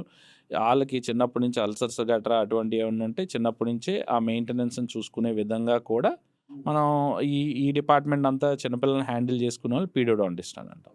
Next periodontist. పెరియోడాంటిస్ట్ అంటే మీకు చిగుర్లు వాటికి సంబంధించిన స్పెషలైజేషన్. అంటే కంప్లీట్‌గా మీకు గమ్స్ ఆటిల మీద వచ్చే స్పెషలైజేషన్ మాట. అంటే మీకు పన్ను చుట్టూరుండి చిగురు హెల్తీగా ఉంటుందా? పన్ను చుట్టూరున్న బోన్ హెల్తీగా ఉంటుందా? ఈ 2 ఏంటంటే ఎప్పుడన్నా మనం తినే ఆహారం ఆటిల వల్ల ఏంటంటే చుట్టూరు అట్ల కింద పెరిగిపోయి, చిగుర్లు వాసిపోయి, కిందున్న బోన్ అంతా పాడైపోవడం వల్ల పన్ను ఊగటం అనేది మొదలైపోతది. చిగురు స్పెషలిస్ట్ ఏం చేస్తాడంటే, అది స్టార్టింగ్ స్టేజ్‌లో ఉన్నప్పుడు మనం ఓన్లీ చిగురుకు వరకే ట్రీట్మెంట్ చేస్తాడు. అదే మనకి బోన్ దాకా వెళ్ళినప్పుడు ఏంటంటే, ఫ్లాప్ సర్జరీ అనే ట్రీట్మెంట్ ఉంటుంది. అంటే మన చిగురుని ఎలివేట్ చేసి, ఆ పన్ను మధ్యలో ఏదైతే దీనికి కారణమైందో అదంతా రిమూవ్ చేసేస్తాం. ఇప్పుడు మీకు ఒక 7 ఎంఎం బోన్ లాస్ ఉందనుకోండి. ఫ్లాప్ సర్జరీ చేస్తే 7 ఎంఎం బోన్ లాస్ రికవర్ అవ్వదు. మీకు 1.5-2.5 ఎంఎం మాత్రమే బోన్ మీకు రీజనరేషన్ ఉంటుంది. దీనివల్ల ఉపయోగం ఏంటంటే, త్వరగా ఊడిపోయే పన్నుకి మళ్ళీ బోన్‌ని పెంచి ఇంకొంచెం గట్టిగా చేసుకొని దాని లైఫ్ స్పాన్ పెంచుకునే పద్ధతి. అండ్ ఒక్కొక్క చోట బోన్ తక్కువ ఉంటది. ఒక్కో చోట ఎక్కువ ఉంటది. అలా గ్రాఫ్టింగ్ చేసుకుంటాం. చిగుర్లు కిందకి దిగిపోతే ఆ చిగురులను సరి చేసుకుంటాం. ఈ టైప్ ఆఫ్ సర్జరీస్ అన్నీ కూడా జీటీఆర్ అండ్ జీబీఆర్ టెక్నిక్స్ అని చెప్పేసి అంటామాట. అంటే guided tissue regeneration, guided bone regeneration techniques, ridge ఆగ్మెంటేషన్స్ ఇవన్నీ చేసే వాళ్ళని పెరియోడాంటిస్ట్ అని అంటారు. అండ్ ప్రోస్థోడాంటిస్ట్. ప్రోస్థోడాంటిస్ట్ అని చెప్పేసనంటే పళ్ళు అంటే మీకు ఒక సమానంగా ఉండేది. అంటే ఇలా కరిచే విధానాన్ని కరెక్ట్‌గా మన జా లైన్‌కి తగ్గట్టు మనకు కరెక్ట్‌గా ఉందా లేదా అనుకునే లెంగ్త్‌లో అంటే పళ్ళు సెట్లు కట్టడం కావచ్చు, ఇంప్లాంట్స్ కావచ్చు. అండ్ పళ్ళు ఇందాకడ మీకు నేను చెప్పాను కదా! ఒక చోట ఎక్కువ, ఒక చోట తక్కువగా ఉండే ఈ ఇబ్బందులు అవన్నీ కూడా దాని ఈక్వాలిటీని కరెక్ట్‌గా ఏంటంటే ఆ పాయింట్స్‌ని కరెక్ట్‌గా టాక్టిక్స్‌గా చూసుకొని దానికి తగ్గట్టు ఒక కరెక్ట్ ప్లేన్‌ని మనం మెయింటైన్ చేసుకునే వాళ్ళని ఆ ట్రీట్మెంట్స్ చేసే వాళ్ళని ప్రోస్థోడాంటిస్ట్ అంటారు. అలా పళ్ళు క్లిప్స్ కావచ్చు, ఎత్తు, వంకర్లు ఇటువంటివి ఉన్న పళ్ళన్నిటికి కూడా మనం అందం పరంగా కావచ్చు, డీప్ బైట్స్ ఉన్నవాళ్ళు కావచ్చు, ఓపెన్ బైట్స్ ఉన్నవాళ్ళు వీళ్ళందరికీ కూడా ఏంటంటే క్లిప్ ట్రీట్మెంట్ చేసి పళ్ళుని ఒక అలైన్‌మెంట్‌లోకి తీసుకొచ్చి ఇలా ప్రాపర్ అక్లూజన్ తెచ్చే వాళ్ళని మనకు ఆర్థోడాంటిస్ట్ అని అంటారు. ఈ విధంగా మనకి డిపార్ట్మెంట్స్ అనేవి డిఫరెన్స్ ఉంటాయండి. ఇప్పుడు మీరు దేంట్లో స్పెషలైజ్? నేను పెరియోడాంటిస్ట్. నేను చిగుర్లు, బోన్‌కి సంబంధించింది. బట్ మన క్లినిక్‌లో వచ్చేసరికి ఆల్ స్పెషాలిటీస్ కూడా అవైలబుల్‌గానే మనకెప్పుడు రెసిడెంట్ డాక్టర్స్ ఉంటానే ఉంటారు. అలా మనం ట్రీట్మెంట్స్ ఎప్పటికప్పుడు మనం చేసుకుంటాం. కొత్తగా డెంటల్ ఇండస్ట్రీకి వచ్చే వాళ్ళకి మీరు ఏం చెప్తారు? It's like very good thing అండి. అంటే బావుంటుంది. అంటే చాలామందికి ఒక అపోహ ఏంటంటే డెంటిస్ట్రీ అనేది సాచురేట్ అయిపోతుంది. డెంటల్ ట్రీట్మెంట్స్ మళ్ళీ రేపొద్దున్న మనకి అందరూ గల్లీ గల్లీకి మనకి క్లినిక్స్ వచ్చేసినాయి. అందుకని చెప్పేసనని పెట్టుకున్న వాళ్ళందరూ ఇబ్బంది పడిపోతారేమో అని. ఇటువంటి ఏమీ అనుకోవాల్సిన పనేమీ లేదు. It's depends upon everything on the capability మాట. అందుకని ఏంటంటే ఇప్పుడు వచ్చే జనరేషన్ అందరూ కూడా మీరు చూసుకోవాల్సింది ఏంటంటే టైం ఒక్కటే నేను చెప్పాల్సింది కొత్త జనరేషన్‌కి ఏంటంటే టైమ్ ఈజ్ మనీ అని మాత్రం క్యాలిక్యులేట్ చేసుకోవద్దు. నేనిప్పుడు చాలా నిరుత్సాహంగా ఎందుకుంటాను అని చెప్పేసనంటే ఇప్పుడొచ్చే నాకు రీసెంట్ నా కన్సల్టెంట్ డెంటిస్ట్‌లు అందరితో కూడా నా పాత వాళ్ళతోనూ, నా కొత్త వాళ్ళతోనూ కొత్త వాళ్ళలో కూడా చాలా మంచి వాళ్ళున్నారు. కానీ 90% మంది ఏంటంటే కమర్షియలైజ్డ్ అయిపోయారు. అంటే నేను ఈ టైంకి నీకు వర్క్ చేస్తున్నాను కాబట్టి ఆ టైంకి తగ్గట్టు నేను చేసుకొని వెళ్ళిపోతాను. నో అకౌంటబిలిటీ లేదు. ఇప్పుడు ఆ పేషెంట్ నొప్పు కుయ్యో మొర్రో అంటున్నా కూడా తగ్గుద్దమ్మా మీరు కంగారు పడకండి అని అంటాడు. అలా కుదరదు. అక్కడ మనకి ట్రీట్మెంట్ ప్లాన్ వేరేగా మనం రియాక్ట్ అవ్వాల్సిన టైం ఉంది. లేదు మనకి ఇంతే అమౌంట్ ఇచ్చారు కాబట్టి ఆ అమౌంట్‌కి తగ్గట్టే నేను రియాక్ట్ అవుతాను. మళ్ళీ మనం చేసుకోవాలంటే మనం ఎవ్రీథింగ్ అమౌంట్ పరంగా చూడకూడదనేది నా దృష్టి. అది నా దృష్టి అనే కాదు, అది మెడికల్ కోణంలో కూడా చాలా ఇంపార్టెంట్ అండి అది. ఎందుకంటే మెడికల్ పరంగా డాక్టర్ అనేవాడు ఏంటనంటే నా దృష్టిలో నేను డబ్బు కోసం పని చేయను. పని చేసి డబ్బులు సంపాదిస్తాను. రెండిటికి డిఫరెన్స్ ఉంటుంది. అందుకని ఏంటంటే మనం పని చేసి డబ్బులు తీసుకోవాలి తప్ప డబ్బు కోసమే మనం పని చేయకూడదు. ఈ విధమైన మెంటాలిటీస్ ఉండాలి. చాలామంది ఎగ్జాంపుల్స్ ఏం చెప్తారని అంటే మా డాక్టర్స్‌లో కూడా ఆటో వాళ్ళు చూడండి ఎంత సంపాదిస్తారో, వడ్డీ వ్యాపారంలో చేసేవాళ్ళు చూడండి ఎంత సంపాదిస్తున్నారు. ఆడు ఊరికనే ఇంతొచ్చి ఇంతేదో సెలెక్ట్ చేసి ఇదంతా చేసుకొని దానికే బోలెడంత డబ్బులని చెప్పేసి చేసేస్తూ ఉంటాడు. మనం ఎందుకు తీసుకోకూడదు? అప్పుడు నేనేమంటానంటే అయితే నువ్వే వెళ్ళి ఆటో తోలుకో, నువ్వే వెళ్ళి వడ్డీ వ్యాపారం చేసుకో. ఈ ఫీల్డ్‌లో ఉండకు. ఈ ఫీల్డ్‌లోకి మనం వచ్చేదేంటి డబ్బులు సంపాదించుకోవడానికి కాదు. అందుకని ఏంటంటే పని చేస్తూ డబ్బులు సంపాదించుకో. ఎందుకంటే వైద్య వృత్తి అనేదే అవతలవాడి పెయిన్ మీద, అవతలవాడి మీద అంటే నీ కన్నీళ్ళ మీద, నీ పెయిన్ మీద, నీ బాధ మీద నేను సంపాదించుకోవాలి. ఎంత క్రూరంగా ఉంటది చెప్పండి. అలాంటి దాని మీద నేను కమర్షియల్‌గా సంపాదించుకునే తత్వం నాకు ఉందనుకోండి, భగవంతుడు మనల్ని హర్షిస్తాడా? మనం తినే తిండి అరుగుతుందా? అరగదు కదా! అందుకని ఏంటంటే మనం ఈ ఫీల్డ్‌లో ఉన్నప్పుడు మనం 200% ఏంటంటే గ్రౌండెడ్‌గా ఉండాలి. పేషెంట్లు 200% ఇబ్బంది పెడతారు. ఇబ్బంది పెట్టినా, ఎలాగున్నా, ఏం చేసినా మన జాగ్రత్తలు మనం తీసుకోవాలి. ఎందుకంటే చాలామంది ఏమనుకుంటారంటే నీతిగా పనిచేయటం వల్ల, ఇవన్నీ చేసుకోవటం వల్ల మనకి ఏమొస్తుంది సార్ అని చెప్పేసి అంటారు. నీతిగా పనిచేయటం ఇవన్నీ కూడా ఏంటంటే అది మన కోసమే మనం చేసుకునేది. అంతే తప్ప అవతల వాడి కోసం కాదు. ఎందుకంటే అందరికీ అందాలి కదా ట్రీట్మెంట్. నువ్వు సైన్స్ డెవలప్ అయిందని అంటున్నావు. ఒక పేదవాడికి ఉపయోగపడని సైన్సు నువ్వు ఎంత కనిపెట్టి ఎవడికి ఉపయోగం? ఇప్పుడు పేద గొప్ప రెండూ తీసేయండి. ఒక మనిషికి ఉపయోగపడని సైన్సు నువ్వు నెత్తినేసి కొట్టుకుంటానుక నువ్వు ఇదంతా కనిపెట్టింది. అంతే కదండి.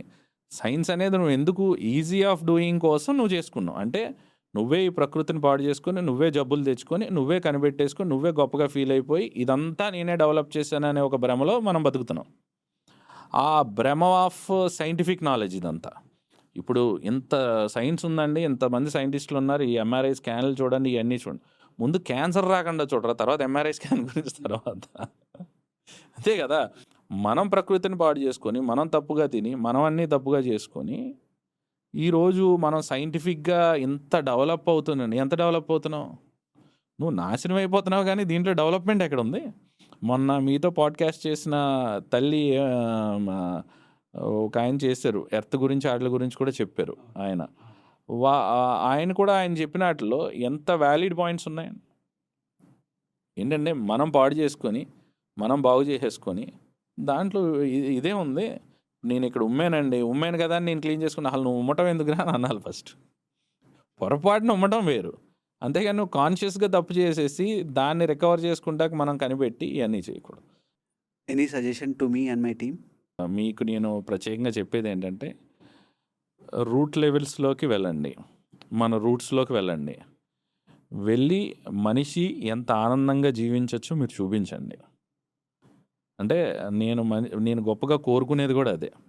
అంటే ఒక మనిషి ఒక నార్మల్గా సింపుల్గా ఎలా అంటే మనం పొద్దున్నే లేసాం, చక్కగా పెళ్ళం బిడ్డలతో హాయిగా నవ్వుతూ మాట్లాడాం, చక్కగా వాడికి స్కూల్కి వెళ్ళాడు, ఒకడికి ర్యాంక్ వచ్చింది, ఇంకొకటికి ర్యాంక్ రాలేదు, రెండింటిని ఈక్వల్గా స్వీకరిస్తాం, అందరం కలిసి కూర్చొని చక్కగా భోజనం చేస్తాం, 3 నెలలకో 4 నెలల్లో ఒక దైవ దర్శనానికి వెళ్తాం, లేకపోతే ఎక్కడ పార్క్ దానికి వెళ్ళి శుభ్రంగా వెళ్ళి చక్కగా ఇచ్చేసుకొని శుభ్రంగా ఒక విహారానికి వెళ్ళి వస్తాం, నీట్గా ప్రశాంతంగా ఉంటాం, ఎవడి మీద ఏడవము, ఏదో అయిపోవాలని కోరిక పెట్టుకోము, చాలా సింపుల్గా జీవిస్తాము, కానీ చాలా ఆనందంగా ఉంటాం. ఆనందం అనేది చాలా ఇంపార్టెంట్ అండి. ఈ ఆనందమైన జీవితాన్ని అనుభవించే వాళ్ళు ఈ ప్రపంచంలో చాలామంది ఉంటారు. ఆ ఆనందంగా ఉండే ఆనందమైన జీవితాలని మీరు పాడ్కాస్ట్ చేయాలి. ఆ పాడ్కాస్ట్లని ప్రజలకు చూపించాలి. చూపించి ఈ హర్రీ జీవితంలో నువ్వు పడిపోయి ఎంత నలిగిపోయి ఎంత నాశనం అయిపోతున్నావు, ఎంత నాశనం చేస్తున్నావు అనేది వాళ్ళకి బుద్ధి వచ్చేలా కూడా చెప్పాలి. చాలా గట్టిగా చెప్పాలి. ఎందుకంటే ఆడు మారతాడా లేదా అనేది వేరే విషయం అండి. అట్లీస్ట్ మీరు ఒక స్టెప్ తీసుకోవాలి. ఎలాంటి స్టెప్ అని అంటే, ఒకసారి కంచి పరమాచార్య గారు అన్నదానం చేస్తున్నారు. ఆయన కంచిపీఠంలో చంద్రశేఖరన్ సరస్వతి గారు మన చాగంటి గారు చెప్పినట్టు అన్నదానం స్టార్ట్ చేశారు. స్టార్ట్ చేసినప్పుడు ప్రతిరోజు కూడా క్యారేజీలు పెట్టుకొని అన్నీ పెట్టుకొని ఉద్యోగాలు చేసి వచ్చేవాళ్ళు కూడా అందరూ తినేస్తున్నారు అన్నమాట. అందరూ తినేస్తానంటే తర్వాత భక్తులు వాళ్ళ మిగతా వాళ్ళు వచ్చి వాళ్ళ కమిటీ వాళ్ళు వచ్చి, స్వామి మీరేం భోజనాలు పెట్టమని, ఎవడు పెడతాడు, శుభ్రంగా ఉన్నవాడు కూడా వచ్చి తినేస్తున్నాడు, ఇంకా అప్పుడు మన అన్నదానం పెట్టిన దానికి ఉపయోగం ఏముందండి అని చెప్పాను. ఇంతమందిలో ఒక్కడైనా బాగా ఆకలేసి అన్నం దొరికితే సరిపోద్రా అని అనుకొని దొరికితే తిందామని అనుకునేవాడు ఒక్కడన్నా ఉండుంటాడా అని, ఉండుంటాడు స్వామి, ఆ ఒక్కడి కోసం ఇంతమందికి పెట్టాలి మనం అని చెప్పాను. ఆ ఒక్కడి కోసం మనం ఇంతమందిని మేపాలి తప్పదు, లేకపోతే ఆడొచ్చి తిండు. సేమ్ అలాగే మీరు చేసే కార్యక్రమం అంతా కూడా మీరు ఉపయోగం లేదనుకోవచ్చు, ఇంకోటి అనుకోవచ్చు, ఏదన్నా అనుకోండి, కానీ ఎవరికో ఒక్కడికన్నా ఎక్కడికన్నా ఉపయోగపడుతుంది కదా. ఆ ఉపయోగపడుతుంది అనే ఒక్క దృష్టిలోనే మీరు పెట్టుకొని చేయండి. మీ వల్ల అవ్వలేదు, మీ ఎవడో మారకుండానే మీరు చనిపోయారు, మనందరం చచ్చిపోయాం అనుకుందాం, దీని లెగసీని ఇచ్చేసుకునే ఆ నమ్మకం మాత్రం బతుకుతుంది మళ్ళీ ఎక్కడో ఒక్కడ. మనకేంటంటే నమ్మకం బతకడం ఇంపార్టెంట్, అంతే తప్ప మన ఆశయం ఖచ్చితంగా సక్సెస్ అయిపోవాలనేది ఇంపార్టెంట్ కాదు. మన నమ్మకం ఎందుకు ఇంపార్టెంట్ అని చెప్పానంటే, చెట్టు మనం విత్తనం వేయాలి, పెరగాలి అని చెప్పని కోరుకోవాలి మనం. అది నెక్స్ట్ జనరేషన్ వాడు కూడా అలా అలా అలా అలా దాన్ని వెనక్కి తీసుకెళ్తా ఉంటాడు అన్నమాట. అంతే తప్ప నేనేసిందే ఇంకా పెరగలేదు ఏంటి అనుకునే విధానం మనకొద్దు. అలా లేకుండా మీరు ప్రజల్ని మోటివేట్ చేయాలి. అందుకని ఏంటంటే 1,00,000 మంది చెడ్డవాళ్ళు మారకపోవచ్చు, ఒక్క మంచివాడు మారాడు అనుకోండి, వాడొక్కడే మిగతానంతా నడిపిస్తాడు లోకాన్ని. అందుకని ఏంటంటే ఆడి కోసం మీ అడుగులు పడాలన్నమాట. Sure sir. భీమవరం నుంచి వచ్చి డెంటల్ ప్రాబ్లమ్స్, డెంటల్ టీత్కి ఎలాంటి ప్రాబ్లమ్స్ ఉంటాయి అండ్ ఓరల్ హెల్త్ ఎంత ఇంపార్టెంట్ అనేది చాలా డీటెయిల్గా క్లియర్గా ఎక్స్ప్లెయిన్ చేశారు sir. Thanks a lot for your time. And thank you so much. నాకు డెంటిస్ట్రీ పరంగా నా క్లినిక్ని ఓ రకంగా ఏంటంటే ఈ విధంగా ప్రమోట్ చేసుకుందాం, అది మీ ద్వారా ప్రమోట్ చేసుకుంటే కారణం ఏంటంటే చాలామంది పాడ్కాస్ట్లు చేసే వాళ్ళు ఉన్నారు, చాలామంది ఇచ్చేసుకునే వాళ్ళు ఉన్నారు. మీ దగ్గర పర్టికులర్గా నేను ఈ టాపిక్ తీసుకొచ్చి నేను పాడ్కాస్ట్ చేయడానికి కారణం ఏంటంటే డిగ్నిటీ ఆఫ్ డూయింగ్ అన్నమాట. అంటే మీ డిగ్నిటీ ఆఫ్ డూయింగ్ ఏంటంటే చాలా నీట్గా ఉంది. అలా సేమ్ నా క్లినిక్ నేను ఆ విధంగా డిగ్నిటీగా నేను చూసుకుంటాను కాబట్టి ఆ 2 మ్యాచ్ వైబ్స్ అనేవి కరెక్ట్గా ఇదైతే నా ప్రమోషన్స్ ఏంటంటే మీలాగా ఎదిగే వాళ్ళ దగ్గరికి నేను వెళ్ళటం వల్ల ఏంటంటే మీతో పాటు నా క్లినిక్ కూడా ఇంకొంచెం జనాల్లోకి వెళ్ళి అవన్నీ కూడా వాళ్ళు చూసుకోవడం వల్ల ఏంటంటే ఈ విధమైన గుడ్ ప్రమోషన్, అంటే promotion is different, good promotion is different మాట. అందుకని మిమ్మల్ని నేను సెలెక్ట్ చేసుకుంటే కారణం ఏంటంటే I want a good promotion, I don't want promotion. Thank you sir. ఆ విధంగా మిమ్మల్ని నేను చూస్ చేసుకోవడం జరిగింది. And the way how you collected all these things and నాతో మాట్లాడటం కావచ్చు, అండ్ మీ నెక్స్ట్ పోడ్కాస్ట్కి నా దగ్గర ఉండే టైప్ ఆఫ్ అంటే ఈ డెంటల్ కాకుండా ఈయన దగ్గర నుంచి ఏదో తీసుకోవాలనే ఒక తపన మీదలో ఉంది నాకు కనిపిస్తుంది. అది నా దగ్గర నుంచి తీసుకొని దాన్ని మళ్ళీ ఇంకోటి చేద్దాం అని అనుకున్నందుకు కూడా and thank you very much and so grateful you. Thank you sir. Thanks.